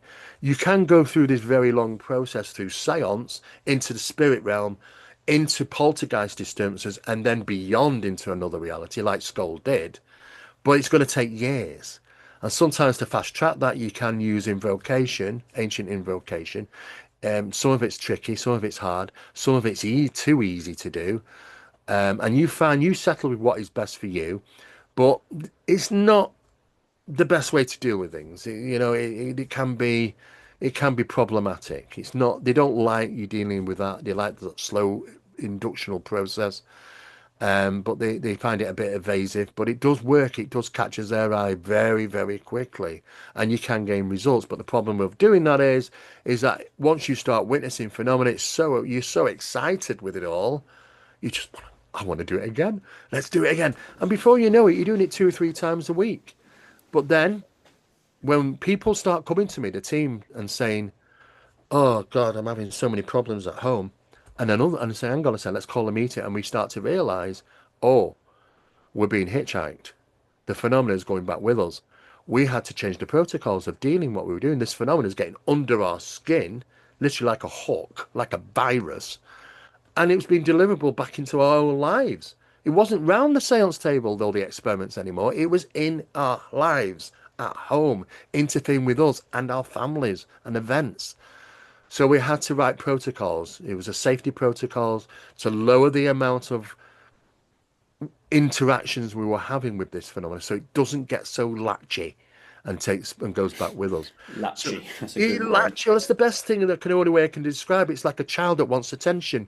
You know what I mean? And you get Yes, very that was one latchy. of my questions. Is it showing off? Yes, absolutely it is, and it does have a sense of humour. Strangely enough, and but then it does have a sting in its tail. All phenomena does. If you mistreat it, if you overindulge yourself, you can get stung, you know? So you've got to be careful. And there's a limit of what you do and the guideline and protocols. So we do that. But we realize very quickly, not everybody's using guidelines and protocols. The worst is the ones that happen in Brazil. And I know that they're happening. They're talking to people, and they're telling me what's going on only a couple of weeks ago. They're doing this crazy stuff over there in invocation, even utilizing altars. But there's no protocols, no limits, and all hell's breaking loose and having all these bad experiences. That's because you've excavated this by super overindulgence, and you've no braking system. You just can't help yourselves, and they're disillusioned by thinking, oh yes, well is going to lead to something good. No, it doesn't. And then they're complaining afterwards of the fact and said, well, you've opened Pandora's box here. It's Mm. hard to go back from, you've got to tread very carefully. And this is why these experiments take such a long, long time. But they do have information to share. They can be deceptive. That's a problem. But then within information are nuggets of truthfulness. There are times, I mean, it's like an Akashic record when they're locking into things. You might ask a really profound question, and they'll tell you, boom, there's the answer straight away. No, no, no messing about. Boom, straight away. But it took us 6 weeks. That's using the internet, the world power of the internet, 6 weeks to find that they were actually right. It took us 6 weeks to find the details to conclude, oh, they're telling the truth on this one. But it's like instant. So they've got this access, this conscious access to all information, and which is absolutely incredible. But there is deceptive things in there. Sometimes they'll say, they won't answer that. I'm sorry, I can't tell you, or things like that. Sometimes they'll totally ignore that question, if they don't want to even approach it. But other times they'll give you information to the point where it even led into telling us about future events and those that interact with us personally, where we are going to be. It's happened to me personally 3 times. Been told where I'm going to be 19 months ahead of time, on this day, on this month, where I'm going to be, what I'm going to be doing. And it was so weird. I thought, no, no. They were right. So I'm thinking, okay, so they know about the future. So by the second and third time, I'm trying to steer it. I'm trying to mess it up. Oh, right, really? Okay. Well, it's like going through the gate and turning left instead of right. I'm trying to mess it up. And you know Mm. what? I couldn't. It still reached exactly the same conclusion on that day. I couldn't alter it. I couldn't change it. I was even arguing to the point at the time with other specialists saying, do we actually have free will here? Well, I do think we do to some degree, but I think they can see They're within seeing the path you're they taking can regardless. see Yeah. exactly because according to them, it's all simultaneous. Past, present, future is all rolled into one, and they can see where you are in 3 years' time or whatever. And this what lends me to believe that there are initiated experiences. My first experience, I was 7 years old. It came to me in my bedroom. That's put me on the path where I am now because they want me to do that. They want me to stand in front of 5,000 people at an international lecture in the US and talk about stuff. They want word out.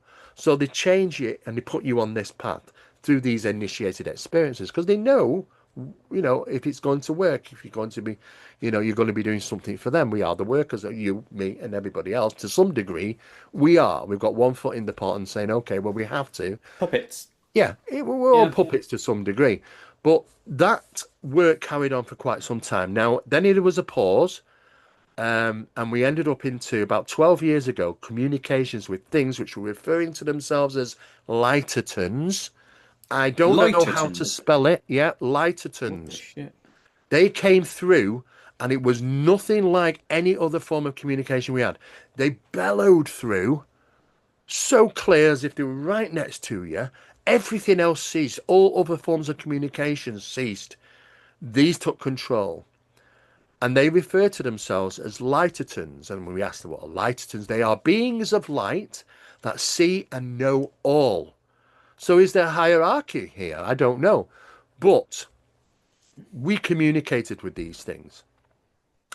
And it was very brief for about 2 or 3 days. And then, zoom, 12 years later, which is I would say the end of September of this year, they returned. They returned. It took 12 years. They disappeared for 12 years, and now they're back. And there's communication. We actually started communications in this work that we're doing again, and they are providing some fascinating information in regarding the questions that we're we're giving them. Now, there was a time when they wanted to demonstrate certain things, and one of them was about us coming back to the table and writing down 10 questions and asking if we come back next session, can we ask 10 questions? And they replied yes. So we went away, and it was a quite tricky one because the realism of actually, do you really want to know the answer?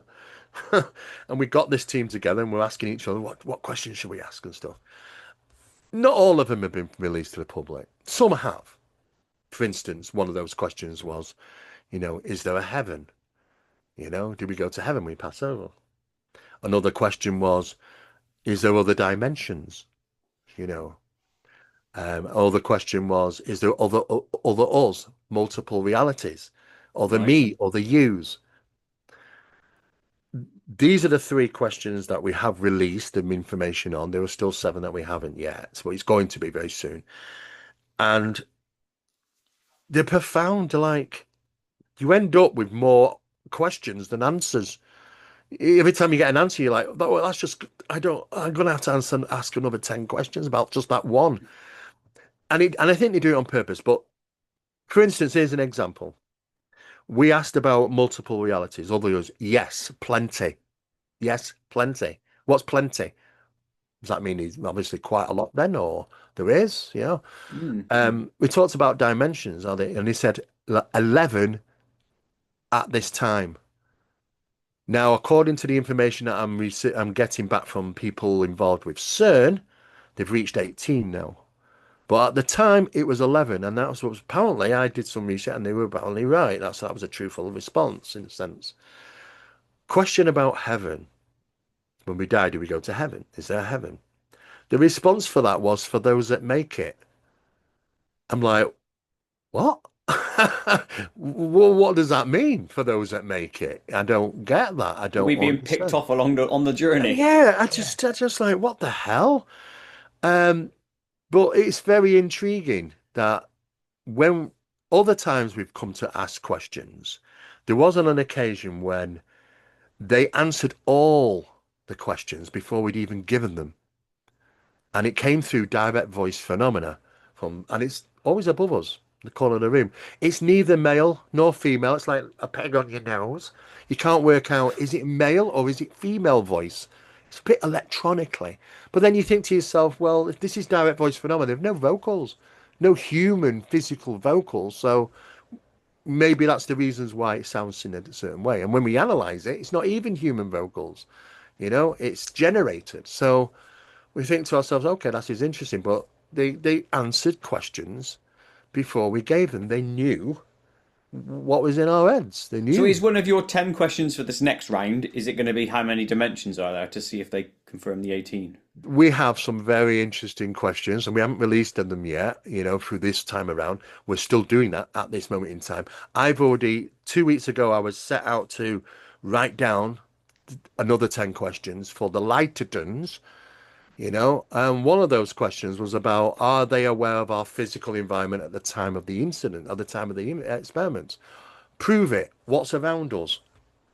They did that. So they can see us and see around us. So that was a kind of, okay, we're getting into other areas now, but we have a series of maybe 3 or 4 videos that we're going to be putting this out, information out in regard. And then what's really good is at this time we've got the recordings of the Lightertons and we are going to be playing them. And you Can I will see all hear this on your channel, yeah, when it gets done? you'll see it on our channel. I need You, to you watch it. will you will hear them. You'll hear the responses. Steve, a thought came to my mind, right? Maybe you get a marker pen, a Sharpie or something, and you draw something on your stomach. You've then got your clothes on top. What have I drawn on my stomach? Yeah. Well, we've done one That, better. have you? Something like that, yeah? Yes. We had a third party put an image inside envelopes, and there was numerous envelopes to be picked. One envelope was asked to be picked, and for them to tell us what is in that envelope. Even we didn't know. And they So got it. they got it. Swines. They penetrate everything. Our minds, everything. Because we are in their living room. They're We're reading the in the metadata. matrix. They're reading the meta. That's it. Exactly. The metadata's there. We can't escape it. They No. know and see all. Lightertons, beings like they know and see all. What is that? If you're thinking right now of a question, it's being written meta in the universe. They're reading that. They're not reading your mind. They're This is reading it. the And this output. that's is it. And this is how that they relay answers to us for the questions we're not even given yet. Yes. You Because as know? soon as you've thought it, they're there. It's That's that it. it. It's It's it's that. this string theory connection. It's like quantumly connected. Mm. And as soon as it's and this is the problem. We're trying to fit it into these boxes of understanding, but they're outside the parameters of that. Exactly. I have a question to you about the table. The one that got stuck in the wall or whatever. Yeah, and a Is chair. it still there? Or did it then get, dematerialized back into the room or It whatever? was it was through a second experiment. It was reshifted. It was reorganized by But him. later though, yeah? Yes, later. Well, that's interesting because that means they do affect the physical reality and it can remain. So it wasn't a Yes. perception thing then necessarily No, it there. did remain. I mean, no, the flowers were stuck through the ceiling. That's weird. Yeah. Did they then decompose in the ceiling? Like, Yeah, they just actually naturally did yeah, decompose. Some of them did drop through other sessions. I mean, we've got video footage of them, of flowers in a jar and saying, look, can you please move them? And you'll start, there's different methods of movement. There's rail movement, there's shunt movement, and there's others. But the shunting and the rail is moving from in this manner, backwards or forwards across the table or something. There is the shunting. And what happened was, this is what was shunting in the flowers in the jar were going. that's weird. And it was like a mechanism. It's shunt, shunt, shunt, shunt. A re-rendering. Yes, that's exactly how it looks. And we filmed it and we got it on film, and you can see him going. It's just crazy. You That's think, what? mental, man. It really It, is mental. and what about Another, there's this aspect of non-physicality as well. There's been yeah, experiments where sometimes they want to demonstrate metaphysicality and not just about themselves, but taking something from our reality, just as an example, as a remote control, putting it on the side and being told to try and move it, and your hand goes through it. And what happens is you have this very, very thin film appear around your fingers, microfilm, as it's passing through. You feel no coldness, you feel nothing, no tingling, there's no unusual radiation or EMFs. You simply is just, it looks to be there, but it's not. It's like an illusion. Then the question is, Until they make it physical, and then you can pick it up. well, that was my question on that. Are they altering the remote or are they altering you? This is the problem. Has our whole environment changed for this? Or has that changed? And they've chosen that particular object to take it out of our reality, Yes. but physically seeing it there, but not being able to actually touch it. It's Yeah, that is it. They're lifted out into the fourth dimension. You can see it as a well, projection this of is that. if you That's look at it. the UFO phenomena, right? You look at the UAP stuff. Sometimes they're on radar and the pilots can see them. Sometimes they're on radar, sometimes they're not, and yet they can see them. They've just switched. They've done exactly the same thing. Oh, yes, you can see me, but I'm not real. This is why they can go into water and not leave wake, no splashes. Because really, the water's not there because they look to be real at times going into the water, but they're not. They've changed the metaphysical aspects to them, so they're non-physical. So the water doesn't exist to them. This is why they can go 200 mile an hour under the water. And it's the same thing that how then it can suddenly switch and go into a volcano, switch and go into the ground. It's the same thing as apparitions, switch and go through a wall, and switch and then press the prod you in the back. This metaphysical aspect is weaved into this construct around us. And it's when you start to look at the mechanisms across all these phenomena, you think it's like the same source, but it's been delivered in multiple different ways. You might see things differently, it might act differently, but the source material about what the phenomena does and its capabilities, the mechanism is the same. The Appear, same. disappear, on or off, whatever, however you want to look at it, it's doing Yeah, that. yeah. Interesting. Right, a couple more questions. But before that, a thought. One image that's going to stick in my mind now is basically you when you said, "Oh, can we get to heaven? Yes, if you make it." That's kind of For freaky. those, it was exactly those words. For those that make I it. know. And do you know what image that conjures up in my mind? You know, like when newborn turtles come out Yes. of the sand Oh, and the and they struggle make to the run get. for it and they're getting picked off. I Yeah. wonder if that's us. Our It soul's is. leaving and then we're being eaten as we go. It does. It does get your mind going a little bit. It puts Oh, into a bit of a headspin. I don't know. Are we? Are we disillusioned? I mean, some people have said, "Oh, yeah, you don't go to the light. That's a soul trap, and this, that, and the other." I don't know about that. Or is it that the fact is that some don't want to do that and they go about their own business, so therefore it's not really going to heaven. I really don't know. We're talking about different dimensions. Do we have a choice of what we want to do? Do we go in this direction? Do we go in that way? Do we want to hang around? Do we want to go through the light? Do we go through a process of reincarnation, or we don't? Or is our consciousness, because this is what some of the scientists are saying now, is consciousness hijacked by phenomena?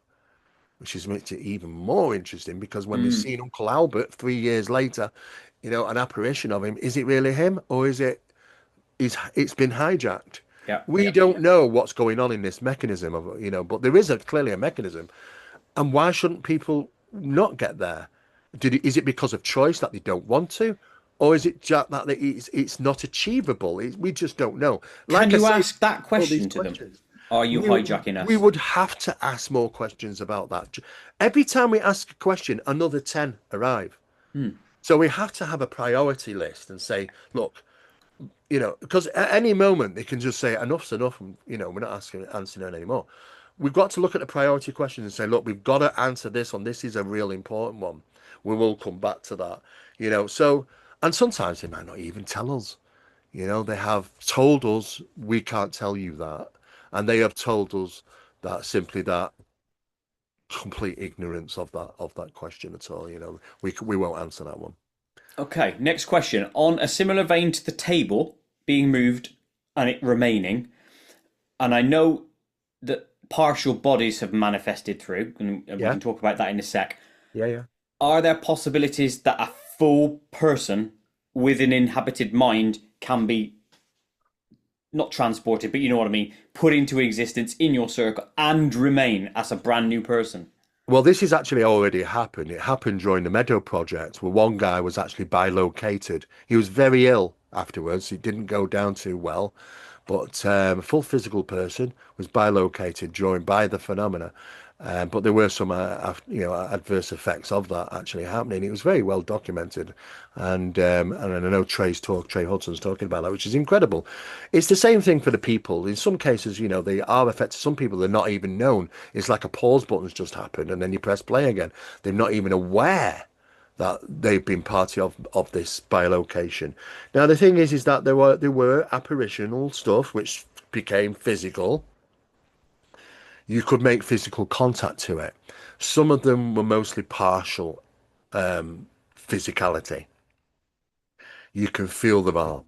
And you're going up the arm and you go, oh, it's a proper arm. It's got warmth. You can feel hair on the arms. It's like just like anybody normal arm. And you get to this, and then suddenly it disappears. So like, It's what? just freaky, man. It is freaky. It takes a bit of, but there's been communications where, next time don't touch. They've said don't go up any further because I'm only partial. I'm not fully constructed. It's a construct. It's not fully constructed in the sense of speaking. Sometimes the next session they'll come back and they are physical, fully physical, and come and sit on the knee, and you can feel them, you can hug them, and you can do this, that, and the other, and interact with them in a real physical sense. But most of the time they're usually partial. They're not fully. There's not a full construction there. It's like a construction. It's not fully done. It's only really designed. In other words, it thought I will come along and shake your hand, so therefore I only need to manifest this bit in physicality. You want to touch any further? I didn't really work that out. Maybe next time we'll sort it, that sort of thing. So, yes, there's definitely physicality to these things, but sometimes they're partial physicality. So it's not all there, but you can arrange it to be in the next session, maybe to have it all there and interact even more. So, yes, they are very physical at times. But do you think they could manifest a brand new person, one of them in a body, and that person stay, and then when the experiments end, they're just a new person in our Um, reality? I would think so. I don't think there's any limitation to this phenomena because they are governing our reality and anything goes, anything. And you think to yourself, well, there's clearly the program allows them to do whatever they want to do with this reality. Therefore, anything's achievable. When it comes to those sort of things, we know through and not just talking about the Philip experiment, but others, born into a manifestation, tulpas, they take on a living thing themselves through the power of belief. In other words, we are, as a group, programming the reality that we are in. We do have some flex and control on it if you know how to wheel it. It was all alchemists and all old witchcraft and old practitioners that used to do this. They knew how to bend reality to their favor. Never break it, but manipulate it. And we've lost our way. And this is where Scientology are trying to come in now and say, look, in the modern day, we can do this now by this practice, and let's teach it. So yes, I think that there's no boundaries of what they can do. Okay, another question on the partial manifestation. And it's kind of a freaky one, right? But let's just say you're going up the arm, and this bit here isn't there. So if you put your hand up, could you put your hand in like it's a hollow arm, or is it No, solid there? that's a good question because it's one that I've actually put to Nick Cowell and his wife who had experienced that firsthand. That no, it seemed that it everything phased out. There was no way to put in. Eventually, you'd hit solid material because that's where its manifest starts. Yeah. But it was just a simple phase out of existence. I wonder if you could feel like the bone, because if you went across and there's the bone, there's the muscle. Do you know what I Yeah, mean? I know what If you they're mean. doing a cross section, I Yeah. wonder. It's just the physicality of stuff. You think like, oh, it just phases out of existence and phases into existence. There was never like a point of it's here and that's where it ends. There was a thickness to it, a feeling of thickness, and then slowly dissipate. Yeah, I see what you mean. Yeah, like You going know, through a liquid and then yeah, yeah. Well, how weird?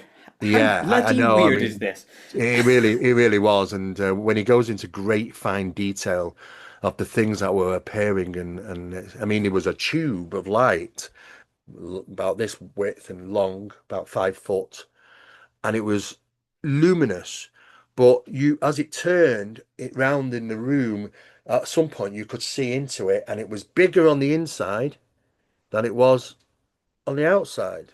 When he looked into it, it seemed to be bigger.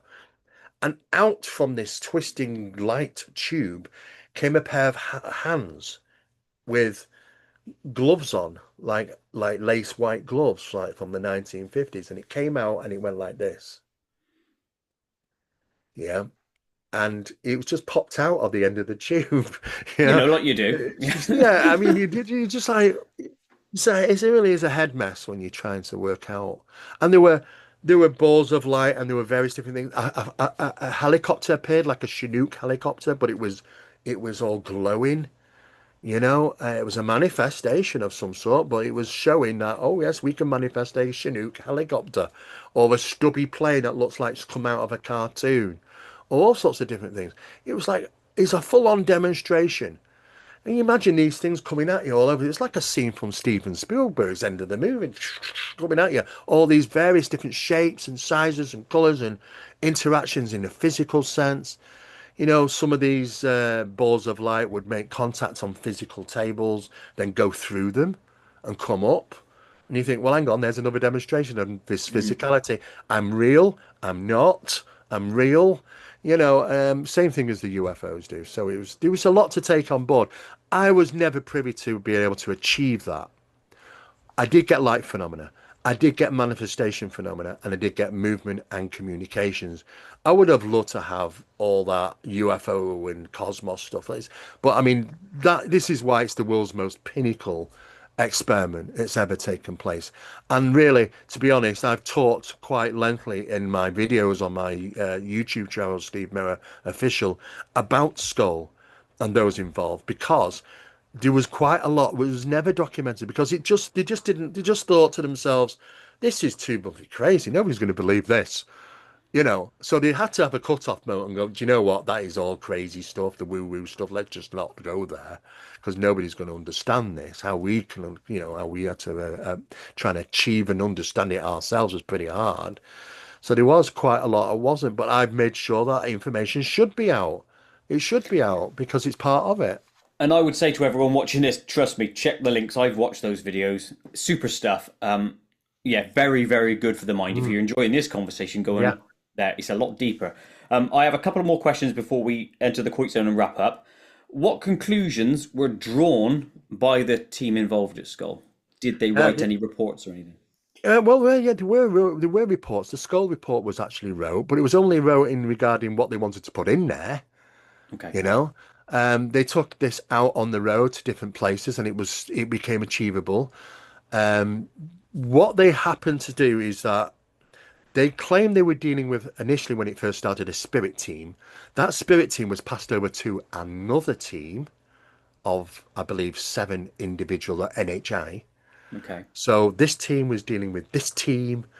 There was a hierarchy, and of course it went off in a strange direction. It was purely by chance. One day they said, "Look, you know what? We're going to try something a little bit different." Well, once they opened that door, that was the difference. NHI come flooding through, the UFO stuff, the cosmos, all these materializations and this, that, and the other communications. So that was something quite special. But prior to that, there was a lot of communications with people who claim to have been once alive, but we don't know if that is true. That could be hijacked consciousness, could be NHI, deception, all sorts of things. We just don't know. Some people will suggest NHI were at the steering wheel all the time since the birth of the idea of Skull, and to do this. Other people will say, no, there's a clear divide between spirituality and NHI. I don't think so.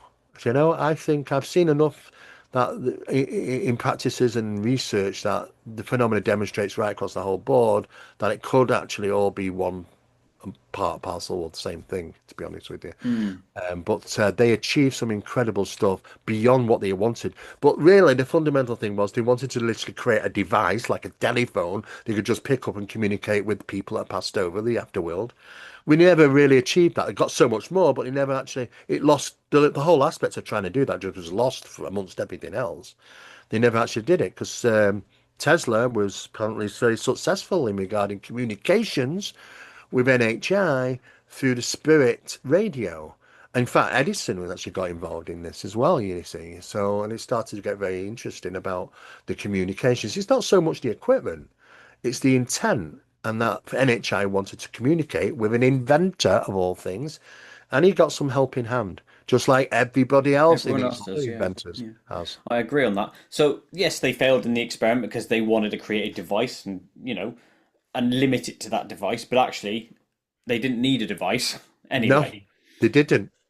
And that's what that experiment then proved. So, Yeah. they actually did win if you think about it. The final question on this one before we move into the Koit zone. Do these experiments suggest that there are some measure of scientific teams on the other side? Now, you said there was a team, so maybe that was a junior team investigating us, and then it was taken over by the hierarchical seniors, if you will. Hmm. Do you, I know I'm Well, thinking I, humanity wise here, but yeah, I know what you're saying. yeah, The demonstration of these so-called NHI teams or whatever, and spirit teams, have been very prominent through many communications. I've done a series of videos on my channel called Project Enigma, and all it does is focus on NHI communication, not in modern times like I was involved in. When does it come? When does it start? And it starts in ancient times, and it goes through all these different research programs, all these different scientists, all these different establishments doing various different ways to get to the source, but managing it and communicating with them and trying to gain things from this through through psychological warfare or psyops, or it could be through gifting and technologies, or it could be just simply knowledge based, but all trying to achieve to gain something. And it's been very, very successful. But what's interesting though is that on many, half of them, if not maybe a little bit more than half of them, they have been certain parties as another group that have been in control of the deliverance of this to them. And some of them started off in a very blatantly sort of spiritual phenomena, because seance was the first time when NHI produced itself. Forget your UFOs, it appears around the tables first, long before all that, you know, and this is what follows on from that, so it's all tied in later on. I mean, we might reference some early abductions, but there isn't really that many listed. Once you start getting into the 1950s and onwards, maybe, but before that, not many. was it happening, or there wasn't as many of them? But these interlinks with the practice of seance has been going on since the days of witchcraft. And, I mean, these incidents would happen where there was these manifestations, the smell of sulfur around them. They were clearly connected with phenomena, even during the trials, which would manifest. Some of the witch trials it did manifest through, and some of them really were dealing with those things. But unfortunately, there were so many that were persecuted, which weren't. It wasn't very fair, of course. It was just a more of a, we're so worried about this, let's just get rid of all of them and come up with some idea of how to do so. Terrible. But at the end of the day, it's been entwined with us right from beginning with this reality.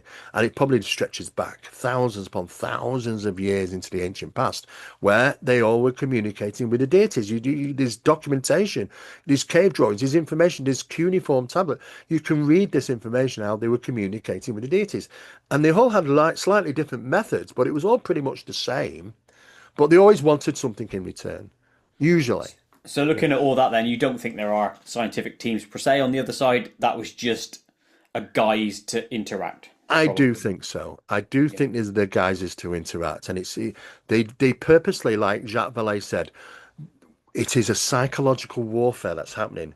These things want to purposely create confusion and absurdity so that you will never connect the dots. And these guys, you know what, look, it could all end tomorrow if they wanted to land on the White House lawn, anywhere, to be honest with you. Could all end they don't want to. Disclosure's not going to happen. They don't want disclosure. They want to carry on doing what they've always done, hyperlusively, in the shadows, manipulating and perception and deception. This is their thing, and this is the way they get the reward.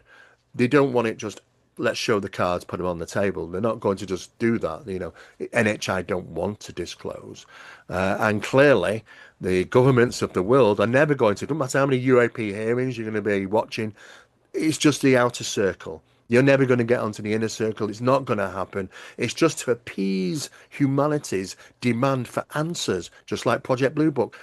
We want answers. What's all this UFO stuff going on? You're going to have to do so. Let's give them Project Blue Book. They're never going to give us anything, really, in fact. But they were keeping stuff for themselves, of course. And that's the same thing in modern day. We're not going to get it, despite how many people might be thrown into this ruse, of thinking that might be leading to the disclosure. It won't do, because disclosure, as the people I've talked to at the top end, they will never just drop this onto the laps. It's too much. It's far too much, and it's the actual problem with doing that is the impact, religion, economy, all sorts of things. It's too big, and the problem is let's keep that door very closely shut, and let's just play on this side about, oh well, we might have some technologies. UFOs exist, but we don't know what they are, and we might have some goodies, but that's about it, and that's about all you'll get, and it just keeps going round and round and round, and that's Yeah, the problem. it's like an onion growing. We're peeling 3 layers, and the Yeah, onion's while it's growing it 10 layers. You know what I mean? Yeah, that's what exactly. it is. Yeah. Right. By the way, that constructy thing, if we could see these photos, and that would break a lot of people mentally. It will do. Seriously. I have got, and I'm waiting on them guys to say, look, this is what we can release, this is what we can't release. I've got them, and I can't wait to show them because people are going to go, what the hell? I bet. I need to stop now because I'm just going to ask you a shitload more questions. So I'm going to stop myself by traversing to the Koit zone. Koit zone! So, more shit coming your way, Steve. I apologise. So let's That's start okay. with an easy one. What are you doing on your last day on Earth, assuming you're healthy enough to enjoy and do whatever you want? I don't think I'll ever stop researching. I think there's one priority thing in my life. We can all go and walk around and with our heads down and just doing the old social conditioning thing of work. And I don't think we've been brought to this world for that. I think we've been given the brains and the opportunity to try and look under the veil, to try and pod and prod for answers. And I think I will always just be continuing doing that. I will always be questioning. My last day will be the fact is that, making sure that all the research and everything that I've done over the years is passed on and kept going, because that's what it's about. We can't do it on my own. I mean, we do need diversity in this subject, no matter what people say, because we'd never be where we are without it. But at the same time, we need people to be able to carry on. And it's difficult because there's probably not a lot of many younger generation coming through now because they're too busy on the PlayStations and computers Yeah, on and all stuff this like that. crap. Yeah. Yeah, Black rather than Mirror. actually getting out there and doing something. But it's a challenge. It's more a challenge now than it used to be. But I'm hoping that I'm preparing that, making sure archived material research is all carried on and utilized so somebody else picks up and carries on because maybe maybe only put a slight little dent in it, for the research I've done in 41 years, but it's a little dent. And if more people do it, more dints mean more stuff. So I think that would probably be that what I'd be doing. Researching on your final day. Fair play to you. That's a good work ethic. Are you planning on coming back as a ghost? No, no plans to do that. You know what? I've shed this life. If I've shed this life, I want to see what's beyond. I spent a lifetime in this, so I'd rather not. I'd rather try and find out what's beyond and try and understand that. You do You know what's know, beyond, don't you? You know, like that has the whole idea of that we're all living in the now and we're the same thing. yeah, Basically, you're me. I'm your next life. How it do you could feel be. about that? No, no, it could be that strange, but it really could. We just don't know. Do we even get the answers when we shed our skin? And Please say yes. I'm hoping so. I'm hoping that we will do, but it seems to be a process of deliverance that we're not allowed to come back and give it up and Hmm. start, cheating the system. Maybe I don't know. I repeat, swines. That's what it is. Okay, next one. Have you ever stolen anything? Yes, a yo-yo Oh, I. when I was about 12. And my mother and father made me take it back to the shop, and I had to apologize. Quality. So, I just spoke yeah. to Tiago Tichetti from Brazil, Oh yeah, UFO investigator, and he and he said something very similar. He was made to go to the shop and take it I, back. I Love was. that. My parents made me take it back. I was so embarrassed. I didn't think anything of it. I've taken a yo-yo when I was 12, but yeah, that was Yeah. yeah. Fair play. What is the last thing you bought from Amazon? A book, Holy Bible book, which was the Old Testament and New Testament rolled into one, easy read. And it had contains numerous different other biblical writings, which are very interesting. So I got it as a one book resource material rather than me keep going to all these different Bibles. I bought that. I realized, oh, I didn't know they did Old Testament, New Testament, and these extras all in one as an easy read. It's a massive big thick book. It's actually Mm. it's up here on the shelf actually. This is it. I had images of the Bible for Can you dummies, see you it? Can know? you see it? Okay, Now there I it can, is. yeah, yeah. It's a Yeah, big book, no, Jesus. it's a big book, you know. Aye. But I wanted that because it's there's always really good stuff in them, and I highlight it because I go, oh, hang on a second, that's phenomena. And you Yeah, can literally knowledge. flip through my books. That's phenomena. That's phenomena. You know, and I do that on purpose because there's a lot of things that are really people don't read this sort of stuff very often, but there's some real little wonders in there. So that was the last thing I purchased from Amazon. It was about 5, 6 days ago. Cool. It's a good one. Do you like sport? Yes, football. I watch football. I'm a Manchester United fan. I live near Old Trafford. Oh Oh, do you? no, I know, I That's know. okay. But the thing is, though, you know, if you're going to support a team, you might as well support one which is just dead on its legs, you know. At the moment, yeah. But At then the they had their heydays, not so far back, but oh ever. yeah, you know, Yeah. we'll never be that. We're disillusioned about that. But I watch it for the drama now. You know, it's oh, is he going to be sacked? Who's going next? You know, and that's you know, I'm like, I watch it for the drama. I don't, you know, sometimes I've even sat there and thinking, I want them to lose this match because I just want to see the drama. What's going to happen if we lose? Are we going to get relegated? Is he going to go? And you know, I'm just man of the moment. You know, I'm not a fanatical football fan, but it was introduced to me as younger as a child. You know, you from a Manchester lad. Are you ever going to pick Manchester City or Manchester United if you're a Manchester lad? And most of my family were Reds, so I ended up being forcibly dragged through that thing. To be honest with you, so yeah, that's it. I'm a Liverpool fan, so in theory there should be You wrong some with that? rivalry, but sod that, I don't do No, that. no. I mean, I think they're going to do great. I mean, the thing is that you know we can't compare at the moment. You know, if you've got it, you've got it, and we certainly haven't at the moment. We're Oh too God, busy no. bickering. Isn't it? Fernandez, he's a strange one. Um, Yeah. what TV show are you currently binging? What TV show? Hmm. Well, I've been watching on Netflix over the last couple of days the True Haunting, only simply because it's directed and done by James Wan, who's done all the paranormal films, as we know.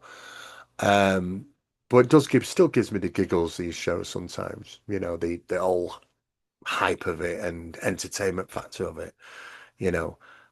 Clearly sometimes, you know, it's indulged upon as is it's lots of icing added onto the cake to make it a little bit more Oh, than what they embellish things. They have to, yeah, don't they? they really do. So I'm kind of watching that, but you know, I'm a big fan of X-Files, you Good. know, and I think myself and my partner Jackie, we finished going through every episode of X-Files probably about 2 months ago. We finished. There was 2 episodes that I contributed to of that Really? Oh, quality. series as well. So Which ones were they? um, there was one where it was because they have different names for these sort of thing, but it was like a predator type thing, and it was the military were called in to try and capture this thing, and it was there temporarily in the small town. And then there was one where there was the mass abduction of the bridge or a triangular object, which is an old case from Australia actually, but they made it into American type thing, an incident sort of stuff, you know. I So, but remember that bridge one. I don't remember the other one, but no. I've watched them all. Well, I've met the team. You know, I mean, I was part of the X-Files Manchester convention when they were over here, um, and but I'm very fond of Gillian Anderson, and I'm hoping that this reboot is going to be happening because Oh, obviously. she's already said if there is a reboot, I'm quite happy to come in initially, kind of where it'll hand over to them.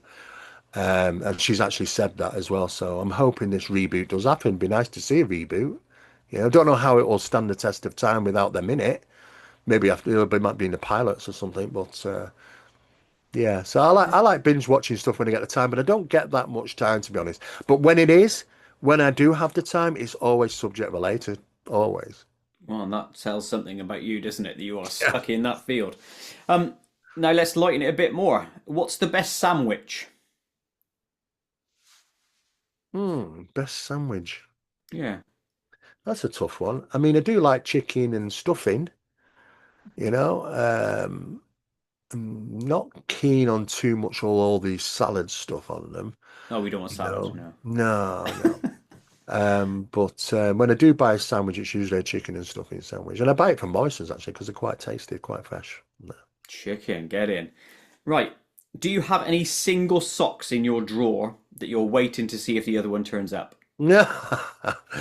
Yes. Good, honest answer, because we all Where do where them. do they go to? I don't know. I do not know. I just do not. I had a pair of. I was quite regimental being in the army and everything, and working for NATO and stuff. So my pajamas used to always be folded at the bottom of the bed, and they disappeared. They went for about 2.5 months, but eventually turned up on the bed where I normally would leave them, neatly and folded and everything. I got rid of them because I don't like apports in my house. I bet. Um, I ended up buying more anyway, but they were gone for just over 2 months. They weren't in the house. They And took it's not the your missus playing a silly joke on you. Absolutely not. No, we hunted high and low. There was no way. Then 2.5 months later, they just appeared back on the bed when they where they originally were taken from. So How yeah, random. I don't know why they do things like that. They just do it to annoy you, I think. Yeah. Where's my bloody pajamas? Yeah, Swines again. Swines I have a again. lot. I have a lot of stuff happening in the home. It's just a normal thing. It's part and parcel of bringing your work home, your experiences, whatever you're involved in. It's just our house. That's the way it is. Just is what it is again. Yeah. Okay, last two questions. What is your best character trait? Character trait. Mhm. Um, I can identify with everybody, from scientists to the average Joe blogs on the street, because there is no divide between them really. I think everybody is equal. Everybody has their own interests and way of delivering this information. And I seem to get along. I always get along with everybody. That I'm friends with people that who don't like each other in this field. Research, and you'd know them. And by running events, sometimes it's been a nightmare because sometimes you say, "I will never share the stage with this person" or whatever, and it's like, bloody hell, this is hard work. But I'm friends with everybody. I always made sure of doing that because it's about out of respect and it's about understanding people's diversity, which is a very important thing. So I'd say that's probably a good trait for me is being understanding and being friends with everybody, really. I like to call that liquid in some way, in that you mold yourself to fit in Yeah, with that next person. And that's how I like to look at it myself. yeah. I seem to be good at doing that. Quality. All right, the last question. You're offered a one-way trip as the first human to travel to a new dimension. You'll have the ability to communicate back to Earth, but you'll never be able to physically see anyone again. Are you going? Hell no. No. Even if I could go in with other people, it'd still be a hell no. You I know? thought you might say that based on the last Yeah. time I asked you about would you go to space, and you said hell no then as well. No, no. I mean, one thing I have learned is the amount of high deception that's involved and trust it just goes straight out the window regarding this phenomenon. I mean, I'm even questioning, should you even allow the Holy Spirit into your body? What's the Holy Spirit? What's the Holy Ghost? I just like, no, no, no, no. I can't trust anything anymore from these guys. So I would tread very lightly. I want others to do it. Yeah, you go for it. Let me document what happens afterwards. Yeah, I'll speak to you from here, but you can bugger off through Yeah, that portal. exactly. Exactly. Right. Steve, thank you ever so much. That is the end of the Coit Zone, the end of the interview. Thank you ever so much for your time No, once thank you again. very I really much. I appreciate enjoyed it. it. No, I Me enjoyed too. it. Everyone watching, go and check the links in the description to Steve's site, especially the YouTube videos. Trust me, they are super, super lush. And make sure you leave a comment and a like for him. He needs the interaction. We all do, anyone who runs a YouTube channel. So make sure you do that, please. Thank you ever so much, Steve. See you on the next one. Thank you, Koit. Bye-bye. Keep well.